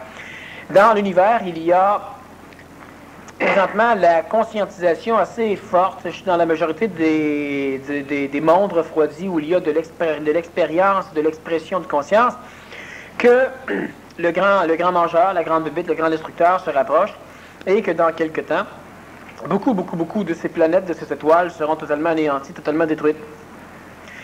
La problématique, c'est que il y a, dans ce destructeur de l'univers, il y a une caractéristique assez intéressante, c'est qu'au fur et à mesure qu'il mange, qu'il digère, qu'il engouffre les soleils, qu'il engouffre les planètes, qu'il engouffre les espaces entre les étoiles, au fur et à mesure qu'il engouffre donc de l'univers, à l'intérieur de cette créature se recrée une forme d'univers qui n'est pas, en termes de dimension, qui n'a pas de contrepartie dans l'intellect humain ou qui n'a pas de contrepartie dans l'espoir ou encore dans la conscience astralisée de l'humain, c'est-à-dire que dans cette espèce d'animal, dans ce gros monstre, dans cette grande bébite qui bouffe l'univers, il y a des possibilités de pouvoir être recréé, de pouvoir se restructurer, de pouvoir se réharmoniser, de pouvoir se restabiliser. Cela veut dire que les individus ou que les entités qui vivent dans des mondes où le grand destructeur approche, les entités qui sont là, les plus évoluées, ceux donc qui sont capables d'exprimer une conscience consciente de son expression, ceux qui savent, ont la capacité de se rendre compte qu'ils doivent obligatoirement faire partie à un moment donné de quelque chose qui ne sera pas totalement digéré par le destructeur, mais qui sera assimilé plus ou moins tel quel, parce qu'il y aura une utilité quelque part au niveau de la vie même du grand destructeur. Le grand destructeur, on pourrait y revenir à un moment donné, l'une des nourritures qu'il a le plus besoin, l'une des nourritures qu'il ne digère pas, mais qu'il récupère comme allié, l'une des nourritures qu'il ne digère pas, mais qu'il replace chez lui, dans un rôle qui est de beaucoup supérieur au rôle que jouait la nourriture de base. Cette nourriture qui est extrêmement recherchée par le grand destructeur, c'est l'humain, c'est l'homme. L'homme a la caractéristique de ne pas être digéré par le grand destructeur. On parle de l'être humain, on ne parle pas de l'animal humain, on parle encore une fois de caractéristiques capables d'exprimer de la conscience. Et il y a présentement à l'échelle de notre univers énormément de phénomènes extra- et intraterrestres. On parlait surtout des mécaniques extraterrestres supramentales. Quand on parle de supramentales, cela veut simplement dire que dans leur expression actuelle au niveau des structures solaires ou planétaires, ils n'ont pas de corps physique. Ils n'ont donc pas de corps vital, ils n'ont nécessairement pas de corps astral. Donc, ce sont des phénomènes supramentaux, mais qui ne sont pas supérieurs à l'homme parce qu'ils sont supramentaux. J'ai déjà expliqué souvent que l'énergie supramentale ne valait rien tant qu'elle ne touchait pas un être humain. Comme l'être humain ne valait pas beaucoup s'il ne touchait pas un plan supramental au niveau d'une vision extraterrestre. Donc, il y a dans ces mécaniques extraterrestres supramentales énormément d'expressions de la conscience qui sont relativement différentes les unes des autres et qui sont à la recherche d'une fusion entre l'être humain et eux-mêmes, de façon à ce que lorsque le grand destructeur va se pointer le nez, lorsqu'il va engouffrer notre Soleil, lorsqu'il va engouffrer notre planète, lorsqu'il va engouffrer notre système stellaire, ces énergies fusionnées à l'homme puissent être sauvées de la destruction et puissent être restructurées quelque part dans le grand destructeur. Donc, il y a, tu me parlais de plan cosmique. Le plan cosmique, on parlait du plan universel présentement, il y a un grand destructeur qui, lui, appartient à la gestion des super-univers.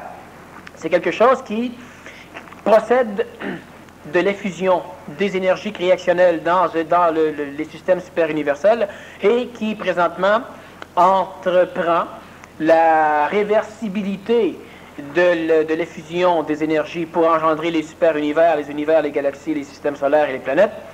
Et c'est une mécanique qui pourrait s'appeler, on parle de grand destructeur, on pourrait appeler cela aussi le grand fusionneur. Il faut mettre des mots, justement.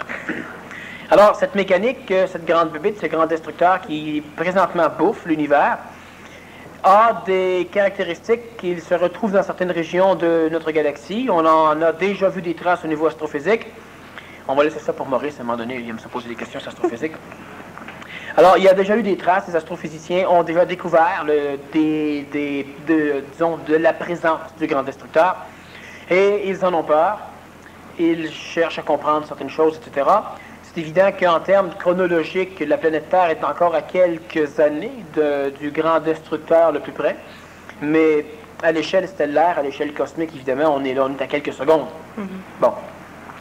Et cela fait partie des processus de fusion qui, à un moment donné, vont finir par engendrer ce que j'ai déjà expliqué, la résorption complète de la création.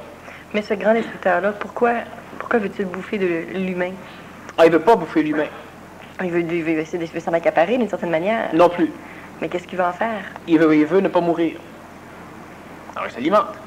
OK, il s'alimente. Ah oui, pourquoi vous voulez manger de la laitue? Ben, vous ne voulez pas manger de laitue? Mais quand vous avez faim pour de la laitue, vous mangez de la laitue, mais si vous n'auriez jamais faim, oui. Mais l'humain l'alimente à cause de son énergie, à cause de ce qu'il est? On va revenir donc à l'humain. Et on va expliquer, c'est une très bonne question, mais on va s'échapper des mécaniques d'intervention extraterrestre. Mais ça le fouille les médecins aussi. Donc, ça c'est le plan cosmique, sur lequel je n'ai pas élaboré complètement, mais quand même, ça donne une idée. À l'échelle planétaire, il y a donc énormément de mécaniques supramentales qui, justement, recherchent le contact avec l'humain. Dans ces mécaniques, il y a des mécaniques qui n'ont pas de conscience réellement supramentale. Ce sont des mécaniques qui ont des corps physiques atomiques, donc, qui ne sont pas nécessairement exprimés comme une autre, qui ne sont pas nécessairement humanoïdes, donc en forme humaine. Certains sont humanoïdes, certains sont androïdes. Et ces énergies, dans la majorité, vont donc rechercher l'humain. Parce que l'humain parvient présentement à un contact supramental, parce que l'humain commence à vivre un contact avec son ajusteur de pensée. L'ajusteur de pensée est l'extension du périsprit de l'humain. Dans le périsprit de l'homme, il y a deux choses. Il y a le périsprit, qui porte le nom périsprit, qui est de l'énergie vitale, qui, elle, est totalement collée au plan astral. Et dans le même périsprit, il y a une nuance, c'est-à-dire que vers la périphérie du périsprit, vers l'extérieur du périsprit, l'énergie qui n'est pas collée au plan astral porte un autre nom, le nom c'est séraphin. Et l'énergie séraphique, c'est de l'énergie vitale qui, elle, va vivre une excroissance progressive par anégoïsation, et cela va engendrer le double éthérique.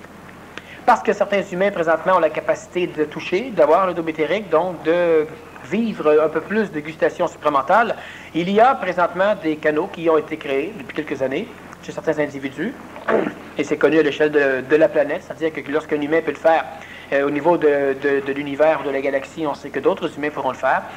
Et cela a engendré des canaux, des espèces de cheveux, des fils, qui relient la majorité des mondes où il y a eu des effusions, antérieurement reliés à l'humain. Et à travers ces mondes effusionnels, il y a des mondes qui présentement ont reçu une partie du contact. Ils sont en contact avec le canal séraphique de l'humain. Et ils sont donc au courant qu'il y a quelque part dans la galaxie, donc dans notre univers, des êtres qui ont la capacité d'être matière, d'être vie, d'être mémoire, d'être logifération et d'être intelligence, d'être supramentale. Et ces êtres-là sont la nourriture la plus recherchée du grand destructeur. Alors, par ces canaux séraphiques, il y a de plus en plus des mécaniques qui font en sorte que ces énergies, on va dire de ces individus, vont commencer à préparer un voyage. Ce voyage, c'est un voyage à travers le temps, à travers l'espace, qui va les amener directement chez l'homme dans le contexte planétaire humain. Étant donné que la majorité de ces sphères, la majorité non, qu'une grande partie de ces sphères où vivent les entités, donc les êtres qui ont été fusés, qui sont reliés au contexte humain, sont extrêmement près du grand destructeur que j'ai parlé au début. Ces êtres-là ont une obligation vitale de se séraphino-porter,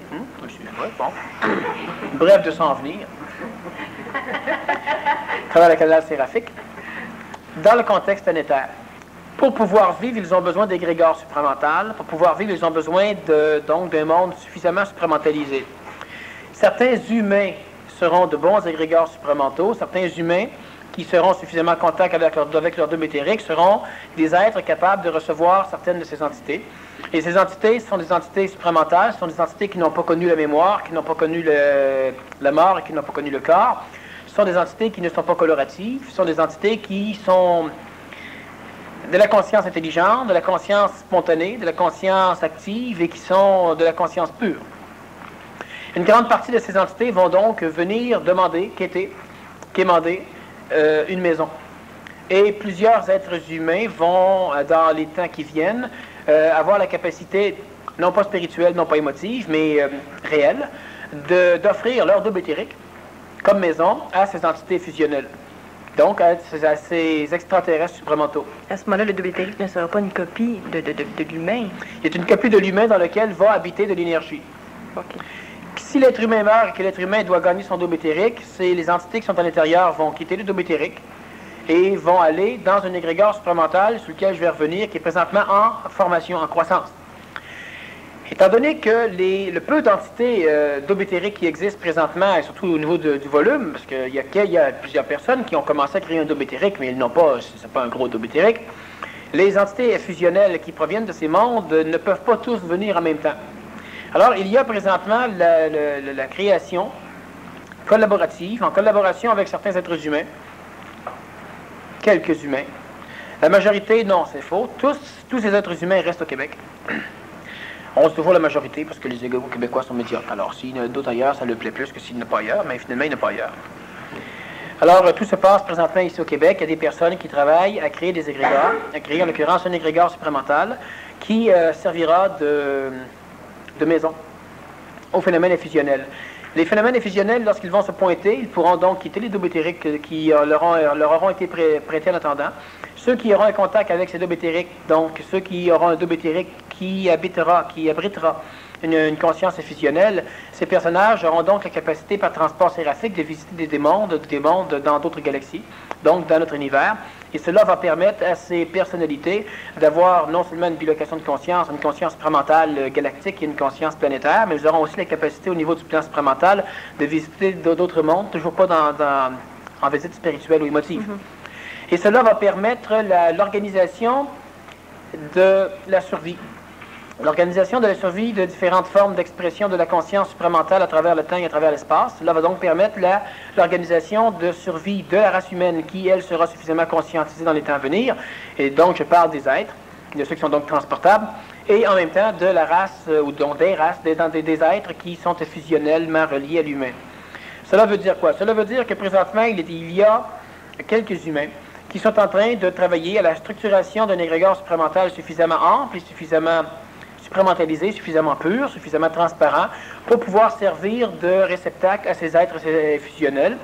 Et ces êtres fusionnels, en contrepartie, vont donner aux personnalités qui travailleront en collaboration avec l'égrégore. Ces êtres-là, ces êtres fusionnels vont donner à ces personnes-là non seulement de l'énergie pour leur permettre de plus facilement créer et finir leur anégoïsation, c'est-à-dire qu'ils vont s'arranger pour permettre à ces êtres humains de devenir suffisamment purs dans leur âme, donc avoir une âme pure, de devenir suffisamment fusionnels pour pouvoir établir des contacts suffisamment intimes et suffisamment rapprochés avec les êtres fusionnels à caractéristiques supramentales qui viennent des autres mondes. Cela va faire en sorte que dans les temps qui vont venir, l'alliance entre l'être humain totalement matérialisé et l'alliance entre les êtres fusionnels va permettre dans la matière vitale planétaire, la création supramentale de vaisseaux transporteurs. Donc, on parlera d'unités massives qui seront capables de prendre des corps humains, de prendre de la matière à bord pour pouvoir le transporter probablement soit à travers le temps dans une autre planète ou sur la même planète, la planète Terre, soit à travers l'espace sur une autre planète autour d'un autre soleil. Maintenant, j'ai déjà expliqué un petit peu dans une conférence régulière sur justement quand les extraterrestres vont intervenir, un peu différentes mécaniques qui vont se passer ici. Mais ce qui nous concerne surtout, nous, c'est de comprendre que le développement d'un daube éthérique a différents avantages pour l'être humain et en même temps, mais pour aussi d'autres entités fusionnelles qui, eux, ont toutes les caractéristiques essentielles pour devenir nos alliés.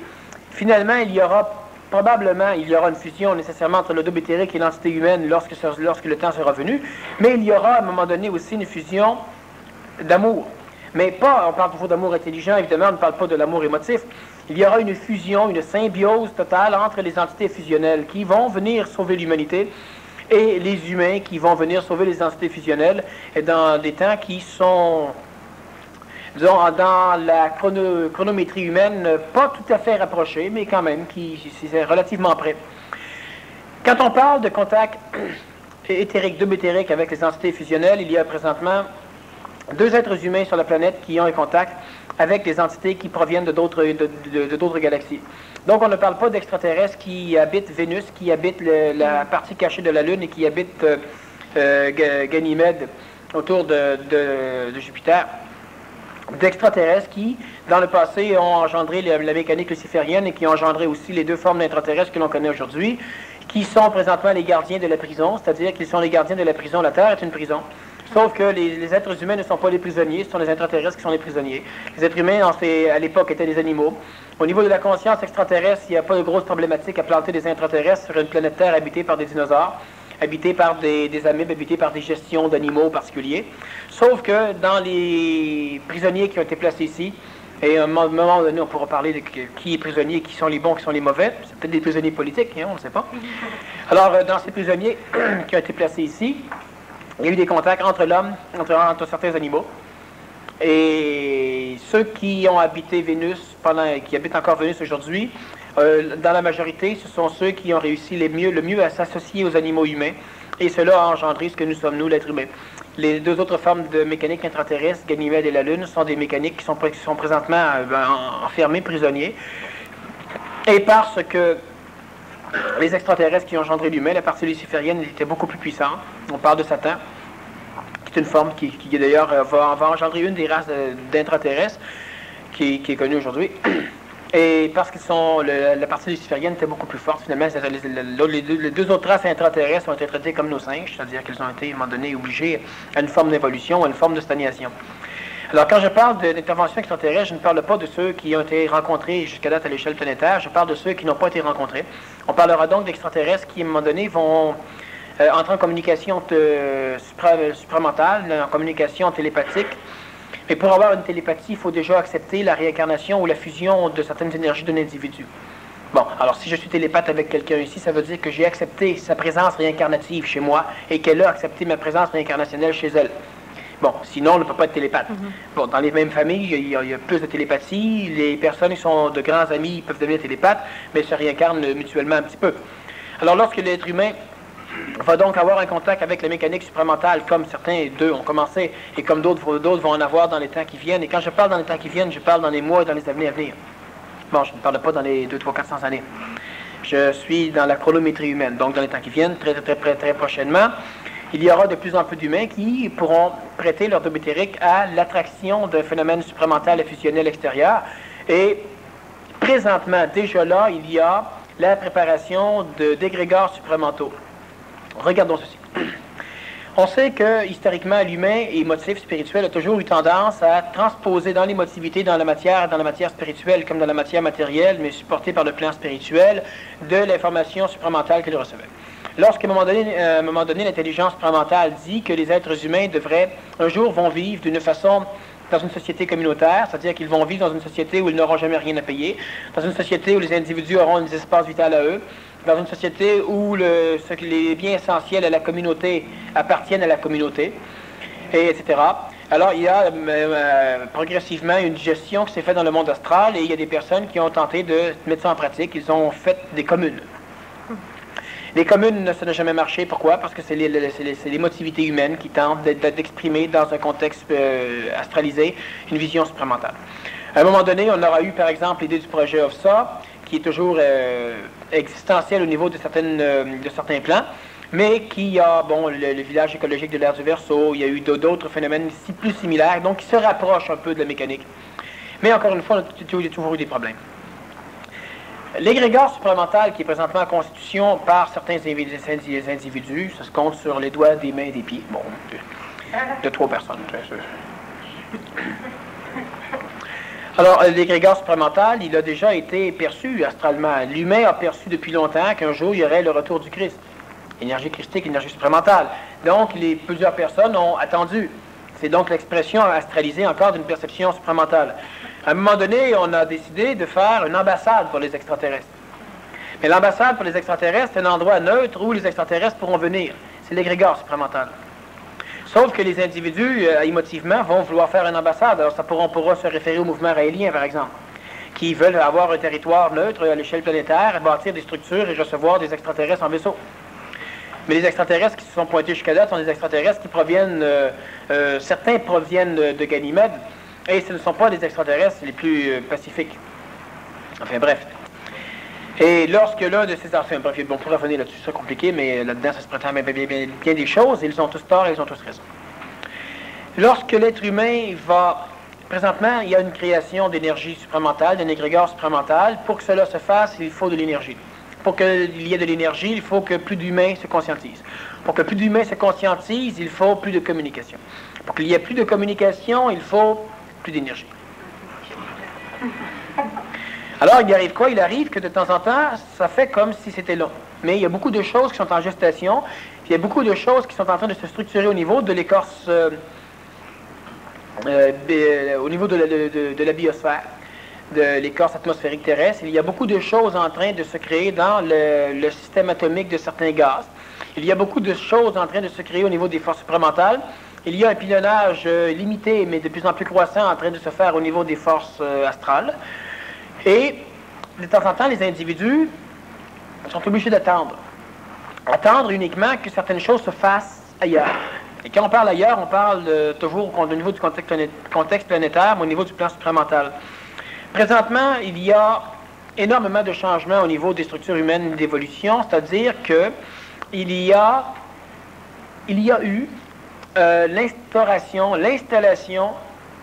et l'habitation, l'aménagement d'un petit égrégore supramental. En réalité, il y a 2 petits égrégores supramentaux présentement qui ont été rejoints par des mécaniques supramentales et fusionnelles qui proviennent d'autres galaxies.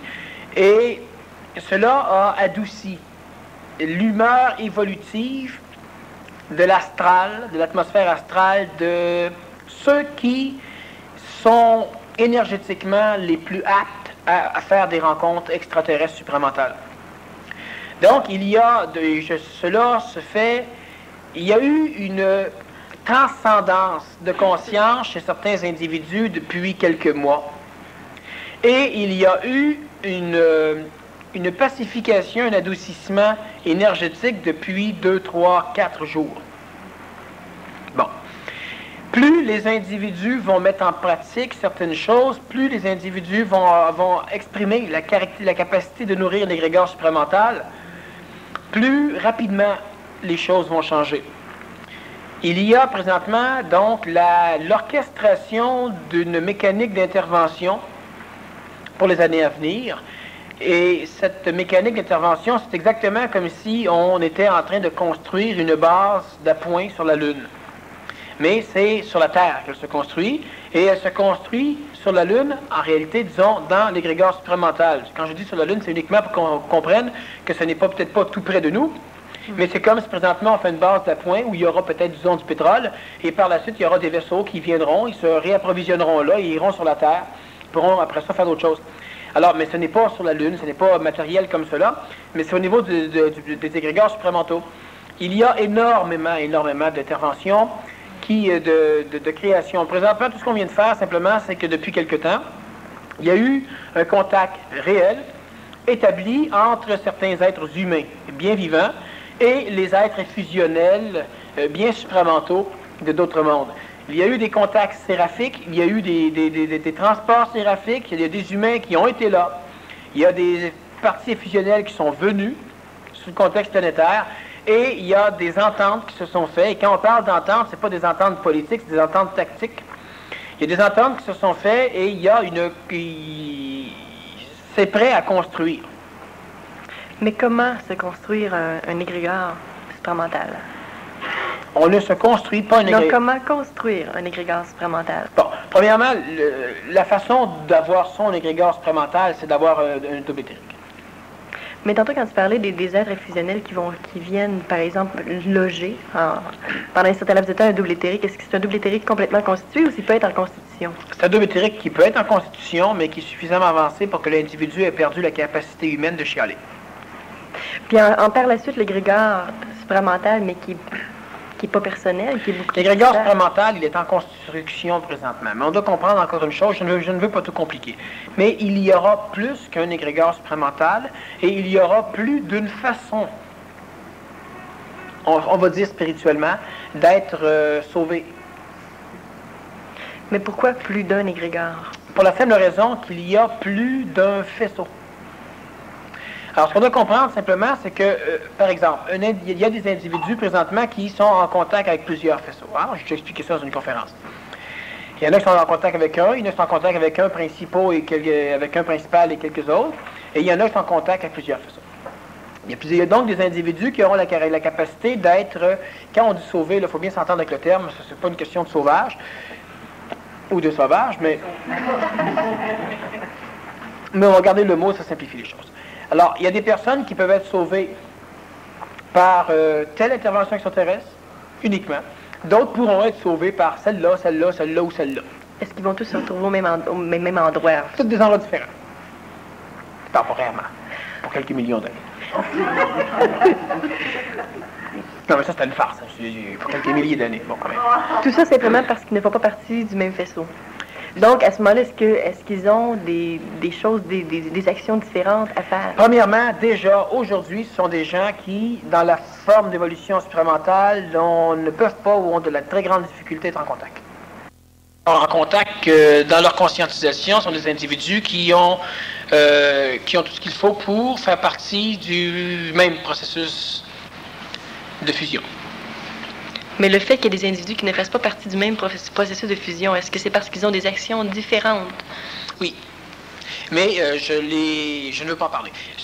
Pourquoi j'ai fait un détour là-dessus, c'est pour qu'on comprenne à un moment donné que si on travaille dans une forme, par exemple, de travail, c'est pas pour se sauver. Celui qui veut se sauver est déjà astralisé. Déjà partant, il y a des gros problèmes. Bon. Mais on parle simplement d'accomplir de l'intelligence. Cesser d'être pogné, cesser de souffrir, cesser d'être manipulé. Tout ça, ça me plaît. Bon. Puis si c'est utile, tant mieux. Bon. Mais ce que je veux dire simplement, c'est qu'étant donné qu'à un moment donné, on va découvrir, comprendre, ou on va expliquer une mécanique d'intervention. Et certaines personnes pourront dire, oui, c'est drôle, j'étais à telle place, j'ai vu ceci, j'ai vu cela, mais j'ai entendu dire que d'autres personnes ailleurs aussi avaient eu telle affaire. Alors, je ne comprends pas que l'intelligence se divise en deux. Qui a raison? Les deux ont raison. D'accord? Embarque chez les Russes, embarque chez les Américains, mais les deux sont des alliés. Tu ne mangeras pas les mêmes plats, tu ne parleras pas la même langue, tu ne coucheras pas dans les mêmes lits, ce sera bien différent, mais dans les deux cas, ce sera correct. L'action est différente, mais le résultat est le même. Le travail est un travail de collaboration. L'objectif est le même. Quel objectif, plutôt? Oui. Donc, c'est pourquoi j'ai fait un petit détour, simplement.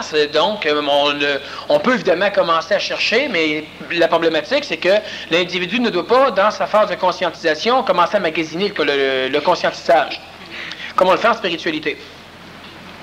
Alors, la conscientisation, parce que, bon, on peut parler, par exemple, d'autres personnes au Québec qui font un travail aussi, et une personne peut aller les rencontrer et dire, c'est exactement la même chose, mais ça ne me plaît pas.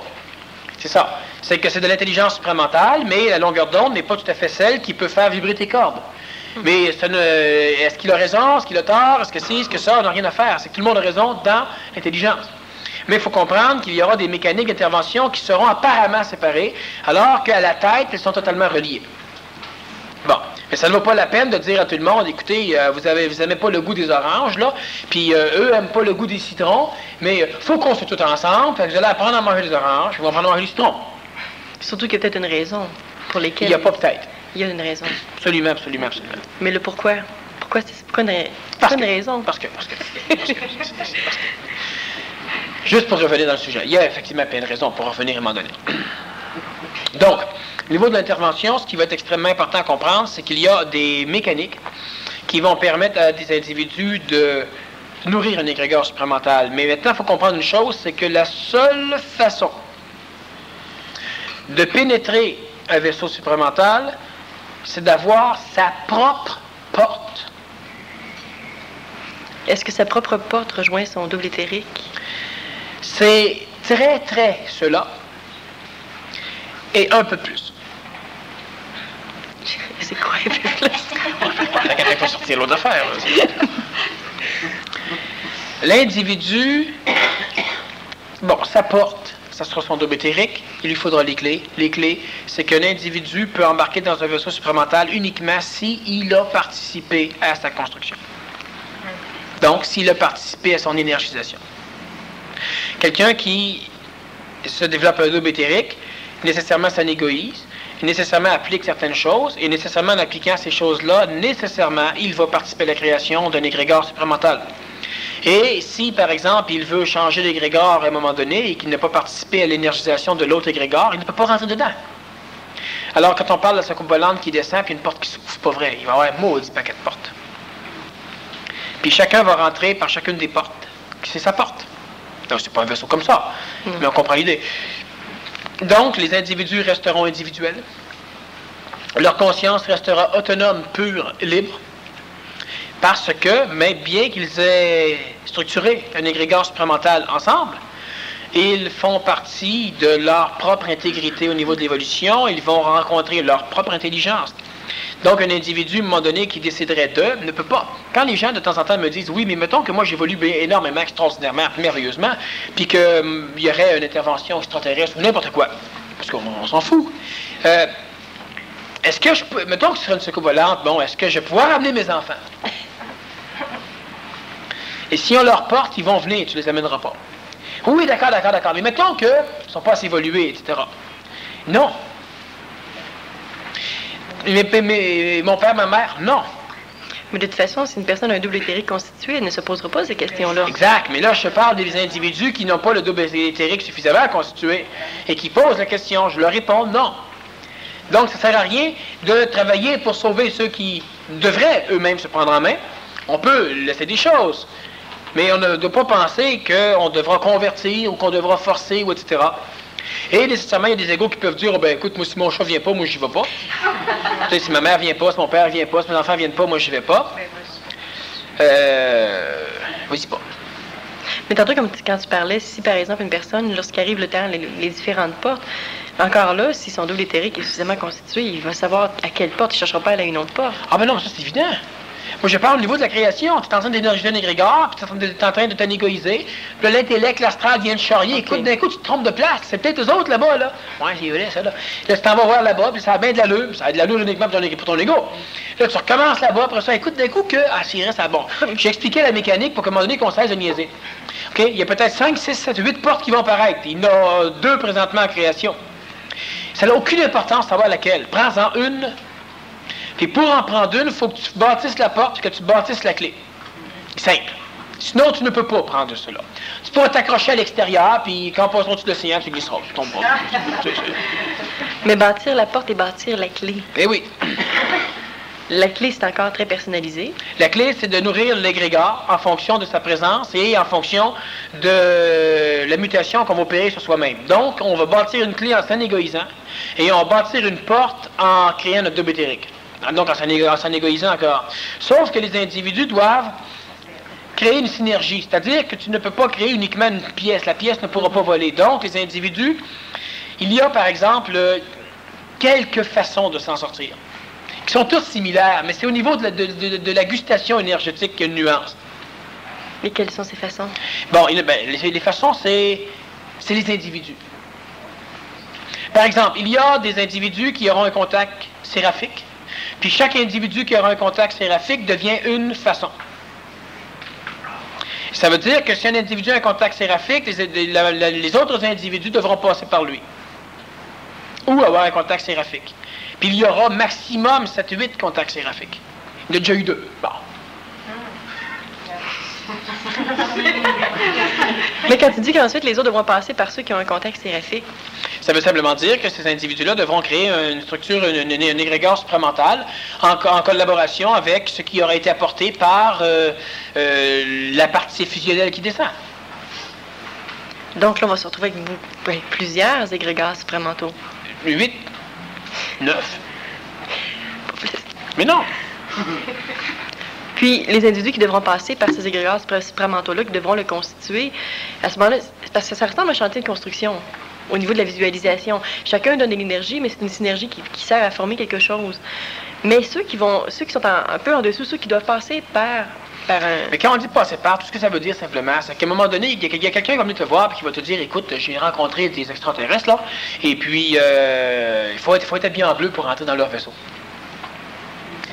Ben, il faut être habillé en bleu. Donc, tu es obligé de passer par l'information que l'autre te mène. Là, tu vas dire, écoute, j'aimerais ça les rencontrer moi-même pour savoir, là. J'ai rien contre, ils vont te dire de t'habiller en bleu, fait que ça ouvre du temps. S'il y a juste les égos, ça ne fonctionnera pas. Ça sert à rien. Si tu n'as pas suffisamment d'énergie pour reconnaître l'individu qui vient de parler, tu n'auras pas suffisamment d'énergie non plus pour pouvoir pénétrer le vaisseau, tu ne le verras jamais, le vaisseau. Ça passe au travers, puis tu ne sauras même pas qui est là, tu vas encore le chercher. Bon. Alors que tu vas aller, par exemple, tu vas dire, écoute, moi là ailleurs, bon, va ailleurs. Puis ailleurs, il y aura une personne qui a eu un contact avec un phénomène fusionnel aussi, qui sera adapté aux individus, à une caractéristique d'individu conscientisant. Puis il te dira, il faut s'habiller en vert. Ben, là-bas, c'est en bleu, là. Qui c'est qui a raison? Tout le monde a raison. Mais habille-toi pas en bleu pour rentrer dans le vaisseau vert. Tout le monde aura eu tort. Tu auras la preuve que tout ça est une farce. Tu auras fait à moitié les deux. Et tu pourras justement te vanter astralement que je savais que c'était pas vrai. Puis tout ça, la formation de ces égrégores supramentaux-là va donc pas éviter, mais c'est presque. Est-ce que c'est une protection contre le grand dévoreur? Oh! C'est une. Ça laisse. C'est quasiment comme la construction d'un vaisseau. C'est pas quasiment comme, mais c'est ça que c'est. Mais le grand dévoreur, il va avoir la faim. L'air À ce faim. moment-là, il va chercher quoi? Pourquoi il va avoir l'air faim? Parce qu'il ne pourra pas s'alimenter. Mais l'air faim. Mais il va chercher quoi à ce moment-là? Il va s'alimenter. Il va te manger. Il meurt pas un jour? Non, le grand dévoreur, lui, ce qu'il va faire, c'est qu'il va engloutir les mondes. Il va engloutir à un moment donné le contexte planétaire, le soleil, tout ça. Et en engloutissant ça, il va digérer et détruire totalement tout ce qui doit être détruit, c'est-à-dire tout ce qui peut être assimilé, retransformé, transmué, réadapté. Et il va conserver comme un neurone chaque individu qui aura de la conscience, sans altérer, sans transformer les individus. Donc, la façon de ne pas devenir la cellule de la prostate du grand dévoreur, c'est d'être capable d'être suffisamment neuronique, supramental, conscient, pour ne pas être digéré, pour aller prendre immédiatement la place qui est la plus confortable, on peut dire la place qui nous est due, dans son cerveau. Et par la suite, nécessairement, nous serons les contrôleurs du grand dévoreur. Mais le grand dévoreur le sait, c'est correct. Il cherche simplement à remplir son cerveau. Et en même temps, il rallonge son corps physique. Il détruit la création. Mais si on en arrive à la formation de son cerveau d'une autre manière, de cette manière-là, il ne sera plus le grand dévoreur. Son action va être différente. Oui, évidemment, quand il n'y a plus rien dévoré, il ne sera plus le grand dévoreur. Et c'est pourquoi tout à l'heure, je te disais qu'on peut aussi l'appeler le grand fusionneur. OK. Alors, lorsqu'il aura totalement bouffé l'univers, il va commencer un processus de fusion à l'interne. Et ce processus de fusion à l'interne est un processus de gravitation centrée qui va faire en sorte que cela, on pourra donc constater ou considérer que le grand dévoreur est présentement en train de se manger lui-même. Et à un moment donné, il n'y aura plus rien. Ça amène un beau vide. Non, non, non, non, non. Sauf que, faut pas que tu poses des questions trop loin, tant que tu as encore de l'ego. Parce que ça mène pas à un beau vide, ça mène à un beau. Oui, OK. Je le percevais comme ça de toute façon, mais en même temps, ça peut laisser l'impression de... Pourquoi? Parce qu'il n'y a plus de mots. Après, on ne communique plus avec les mots, on communique avec de l'énergiopathie, etc. Ça vaut même pas la peine qu'on en parle. Une chose qui est évidente, c'est que tout est correct. Une chose qui est évidente, de toute façon, c'est qu'on a le choix d'aller vers quelque chose de correct, disons temporairement, ou d'aller vers de la merde immédiatement. Choix facile. Ouais. Bon, mettons que tu peux aller voir plus loin. On t'a le choix entre brûler dans ta maison ou déménager avant qu'elle brûle. Ouais, mais l'autre, un jour, on va tomber. Ouais, je sais bien, tu sais. Mettons. Mais c'est plus logique d'aller dans l'autre. Tout d'un coup, elle tombe pas. Bon, alors c'est pourquoi je te dis que présentement, l'humanité va vers une forme d'apocalypse. Il y en a qui vont aller vers quelque chose de drôlement mieux. Plus loin, moi je sais ce que ça donne, mais au niveau de l'humain, ça peut-être que certains le vibrent, d'autres ne le vibrent pas. Une chose qui est évidente, c'est qu'entre de la misère immédiatement ou de la misère plus tard, c'est mieux de la misère plus tard. Tu retrouves le temps d'aller chercher de la misère plus tard, puis de la misère plus tard, puis de la misère plus tard, puis de la misère plus tard, finalement jamais avoir une misère. Que dans la misère tout de suite, puis dans la misère tout de suite, puis dans la misère tout de suite. Il y en a qui aiment ça, évidemment, mais ça. Puis au niveau des autres types d'interventions, au niveau évolutif, est-ce qu'il y en a d'autres? Oh oui. Quels sont-ils? Il y a des interventions qui vont venir pour contrer la remontée des forces d'involution. Des gardiens de but? Oui. Alors, pour contrer, il y aura... Premièrement, il y a plusieurs forces melchisédiennes. Qu'est-ce que c'est que Melchisédek? C'est une bonne question. Je te le demande. Bon. Les Melchisédek qui sont au contact planétaire sont des Melchisédek. Il faut comprendre une chose, c'est que la planète Terre, elle a déjà existé, puis il y a déjà eu... Elle existait ailleurs, là. C'était pas la Terre. Mais c'est pas la première fois qu'on tente l'expérience. Bon. Et il y a des êtres humains qui ont eu des contacts supramentaux et qui ont eu un double éthérique et qui, à un moment donné, ont pénétré leur double éthérique et ont refusé la fusion. Refusant la fusion, ils ont perdu leur corps physique. Il s'est passé un travail à l'interne du double éthérique très particulier. Et cela a engendré ce que l'on connaît sous forme Melchisédek. Les Melchisédek attachés au contexte planétaire sont des Melchisédek, sont des êtres humains qui ont refusé la fusion. Bon. Le Melchisédek ne meurt pas. Le Melchisédek ne se reproduit pas. Il y a, à l'échelle de notre galaxie, une quantité fixe et limitée de Melchisédek. Les prochains êtres humains qui auront un contact probablement fusionnel, ceux qui auront un contact avec un double éthérique capable d'engendrer, de connaître la fusion, vont tous accepter la fusion. Qu'est-ce qui fait cette différence-là? Il y en a qui l'ont refusé, il y en a qui l'acceptent, puis maintenant ils vont tous l'accepter. Le temps. Puis c'est long à raconter toute l'histoire de l'antique humanité, mais le temps. Okay. À l'époque, c'était de bonne loi, n'est-ce pas, de refuser la fusion. Bon. Alors, ces Melchisédek vont revenir, vont travailler. Il y a beaucoup de Melchisédek qui vont se pointer et qui vont venir instruire certains humains. Le Melchisédek vient instruire de quelle façon? Le Melchisédek est normalement un personnage qui apparaît toujours sous forme de guerrier. Les Melchisédek ont toujours apparu à l'humain sous forme de sage, guerrier et prince.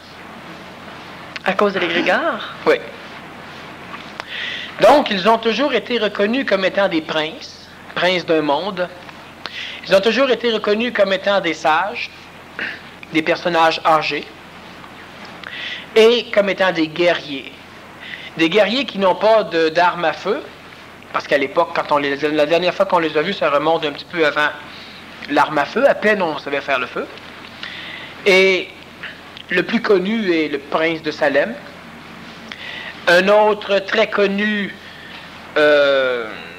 un autre prince qui a rencontré à un moment donné le comte de Saint-Germain. Un autre connu a rencontré Moïse. Il y en a quelques-uns comme ça qui sont assez connus.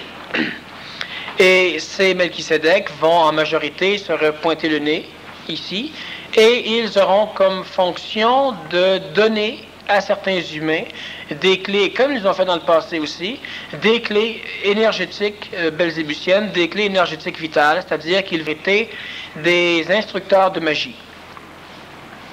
Alors, le comte de Saint-Germain, lui, il a appris sa magie par les Melchisédek.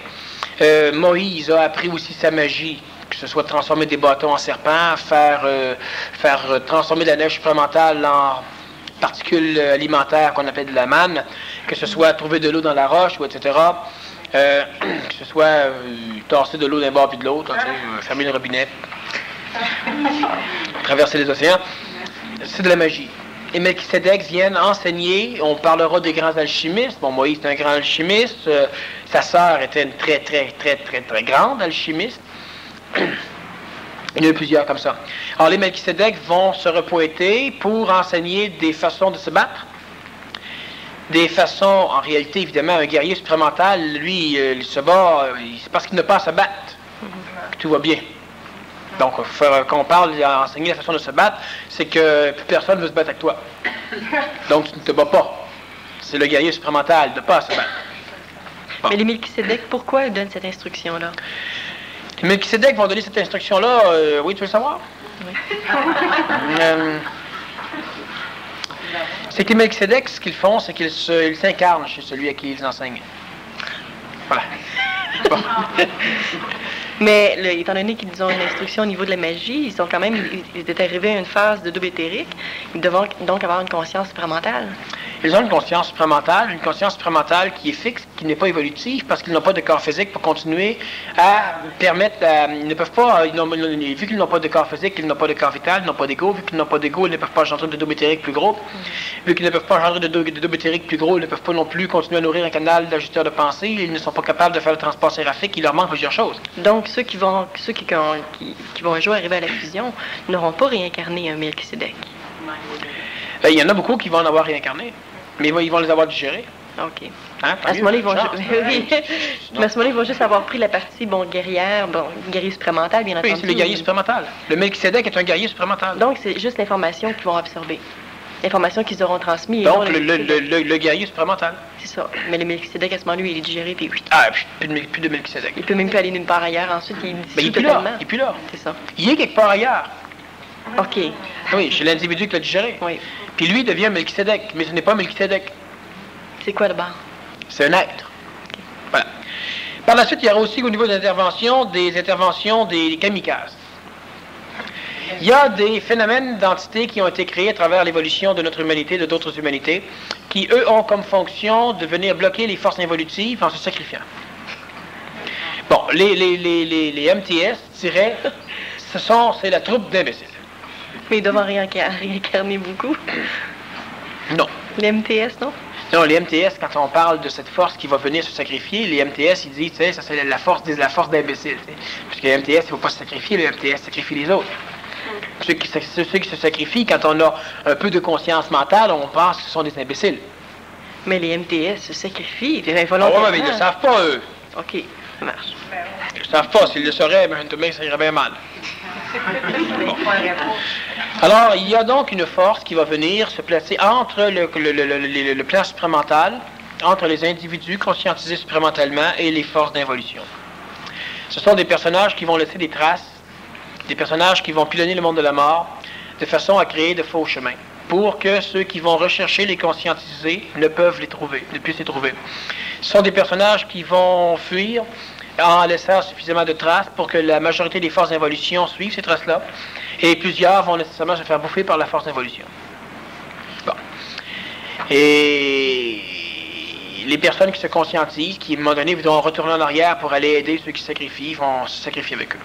Mais ce sera un sacrifice volontaire. Bon, volontaire. Volontaire. Autant que faire se peut dans le contexte Parce que planétaire, on pourra dire volontaire. Les kamikazes, il y avait une forme de volontarisme dans tout ça. Oui, c'était la façon de rejoindre leur Dieu. OK, donc, ces gens-là qui réincarneront ces kamikazes-là, il y aura aussi une forme de volontarisme dans le sens que... Dans le sens, ils sont totalement manipulés. Oui. Et quelle autre forme? Les autres formes sont des formes un peu plus petites. Ce sont des formes qui vont apparaître progressivement. Chaque individu qui se conscientise, à un moment donné, créera son propre mouvement. Ces mouvements-là, je ne parle pas de mouvement social, je parle de mouvement énergétique. Ces mouvements-là vont progressivement s'associer. Il y aura énormément d'entités de la nature qui vont s'associer à l'humain ascendant. Beaucoup d'entités de la nature, par contre, vont s'associer à l'humain descendant. Pourquoi? Les entités de la nature les plus évoluées vont croire, accepter que c'est possible qu'à un moment donné, dans la race humaine, il y ait des êtres qui méritent, selon leur vision, d'être supportés énergétiquement. Alors qu'énormément d'entités de la nature vont s'allier contre l'homme. Pour la simple, ils vont s'allier donc contre les forces d'involution parce que depuis longtemps, plusieurs entités de la nature, c'est ce qui engendre tant de maladies d'ailleurs, plusieurs entités de la nature font tout pour que le règne humain tombe. Qu'est-ce qui fait cette dissension-là parmi les entités de la nature? Voilà, parce que le règne humain a toujours été un règne qui a pollué, détruit et jamais respecté. Les entités de la nature qui ont comme fonction de restaurer la roche, de restaurer les végétaux, de restaurer les animaux, etc., même les corps physiques humains, ces entités de la nature travaillent énormément, sont pillées, sont massacrées, etc. Alors eux détestent totalement l'humain, ce qui fait qu'ils vont s'associer avec les humains prêts à faire les guerres, sachant que ça va détruire les humains. Et les entités de la nature de tous les animaux domestiques, les entités de la nature de toutes les plantes domestiques, les entités de la nature de toutes les personnes qui ont des corps physiques entretenus, ces entités-là vont s'allier à l'homme qui est ascendant.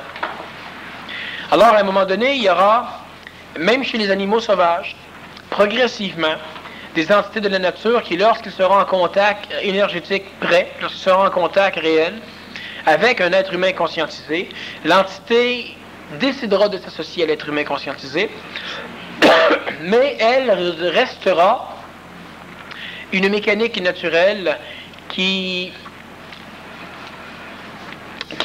pourra rejoindre la partie sacrificielle, celle qui va se sacrifier. Autrement dit, nous avons un exemple. Un personnage qui te court après dans la forêt, avec une meute de chiens. Bon. Et des Doberman. Qui n'ont pas mangé, qui ont mangé du yogourt pendant les 3 derniers mois. Bon. Et les chiens te courent après, et lorsque les chiens te rattrapent, le premier chien qui te rattrape arrête, il sent l'atmosphère, change, se pacifie, devient doux. Disons que les autres chiens arrivent, probablement que le premier Doberman va se retourner contre les autres chiens et se battre contre eux. Donc, il va se sacrifier. Peut-être encore pris 500 mètres. L'autre Doberman qui te rattrape par la suite vivra la même chose. Et à un moment donné, disons qu'il reste 3 chiens, et les 3 arrivent en même temps, les 3 vont nécessairement se pacifier, ils vont se retourner contre leur maître. Le maître peut les tuer. Le maître peut se faire tuer aussi. Voilà. Alors, c'est des mécaniques qui vont apparaître progressivement, sauf que l'humain, dès le départ, ne pourra pas... astralement, il faut laisser le temps aux choses de changer. Autrement dit, quand un être humain est extraordinairement centré sur lui-même, lorsqu'un être humain est fusionné, totalement fusionné, donc, lorsqu'un être humain n'a plus de double éthérique, parce qu'il est digéré, les personnes ne pourront même pas le retrouver, c'est-à-dire qu'ils ne pourront même pas lancer la meute de chien après lui. Mais une personne va dire, oui, mais regarde, il me court après, comment ça se fait que... Il y a bien des choses que tu ne sais pas encore. Quand le chien va prendre une mordée dans ton bras, il va arrêter net. Sauf que toi, tu dis, oui, mais tu sais, puis s'il arrête net parce que j'ai plus de bras... Non, bon, c'est évident que c'est une question d'espoir spirituel, il y a des chances qu'effectivement...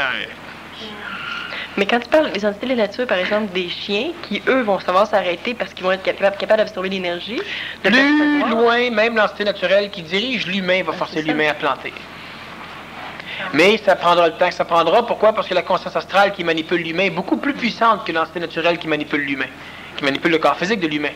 Alors, c'est comme si, par exemple, tu viens pour assommer quelqu'un, mais ton bras refuse de bouger. Alors, l'entité naturelle qui dirige ton corps physique, l'interpréteur rationnel, finalement, ne voudra pas bouger le bras, alors que toi, tu vas dire à quelqu'un, tu es là, ou tu es là, tu es là.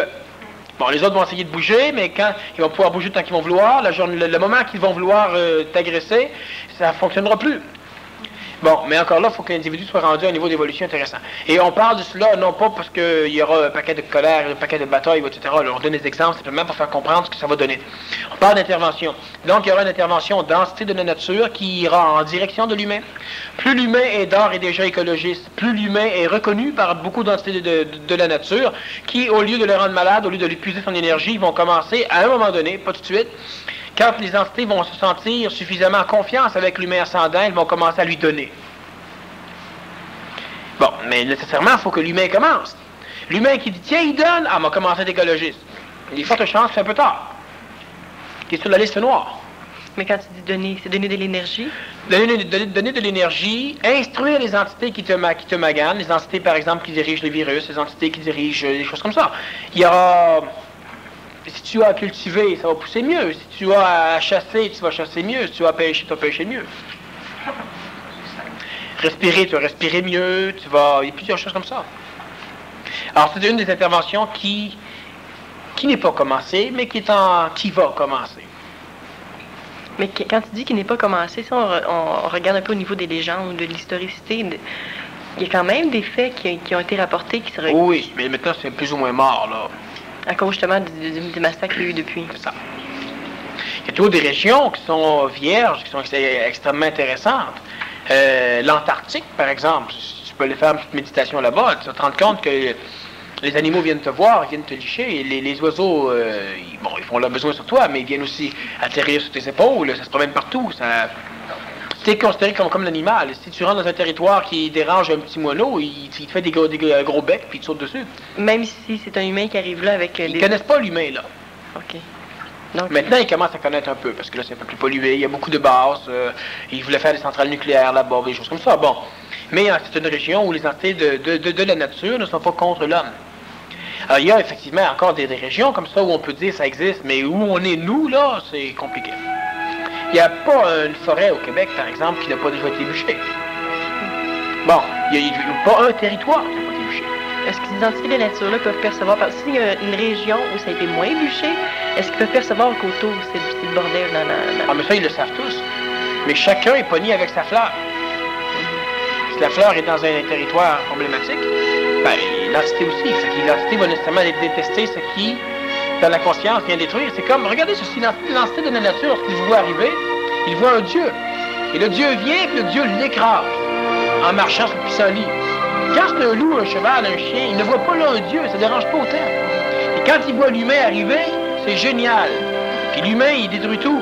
Là-dedans, ça ne comprend plus rien. Ça haït. Ça va détester beaucoup plus rapidement que quand un chien vous frappe, ça ne vous dérange pas trop. Quand c'est un humain, vous êtes insulté. C'est la même chose. Parce que vous reconnaissez de l'intelligence chez l'humain, pas chez le chien. Alors, on fait une pause photographique.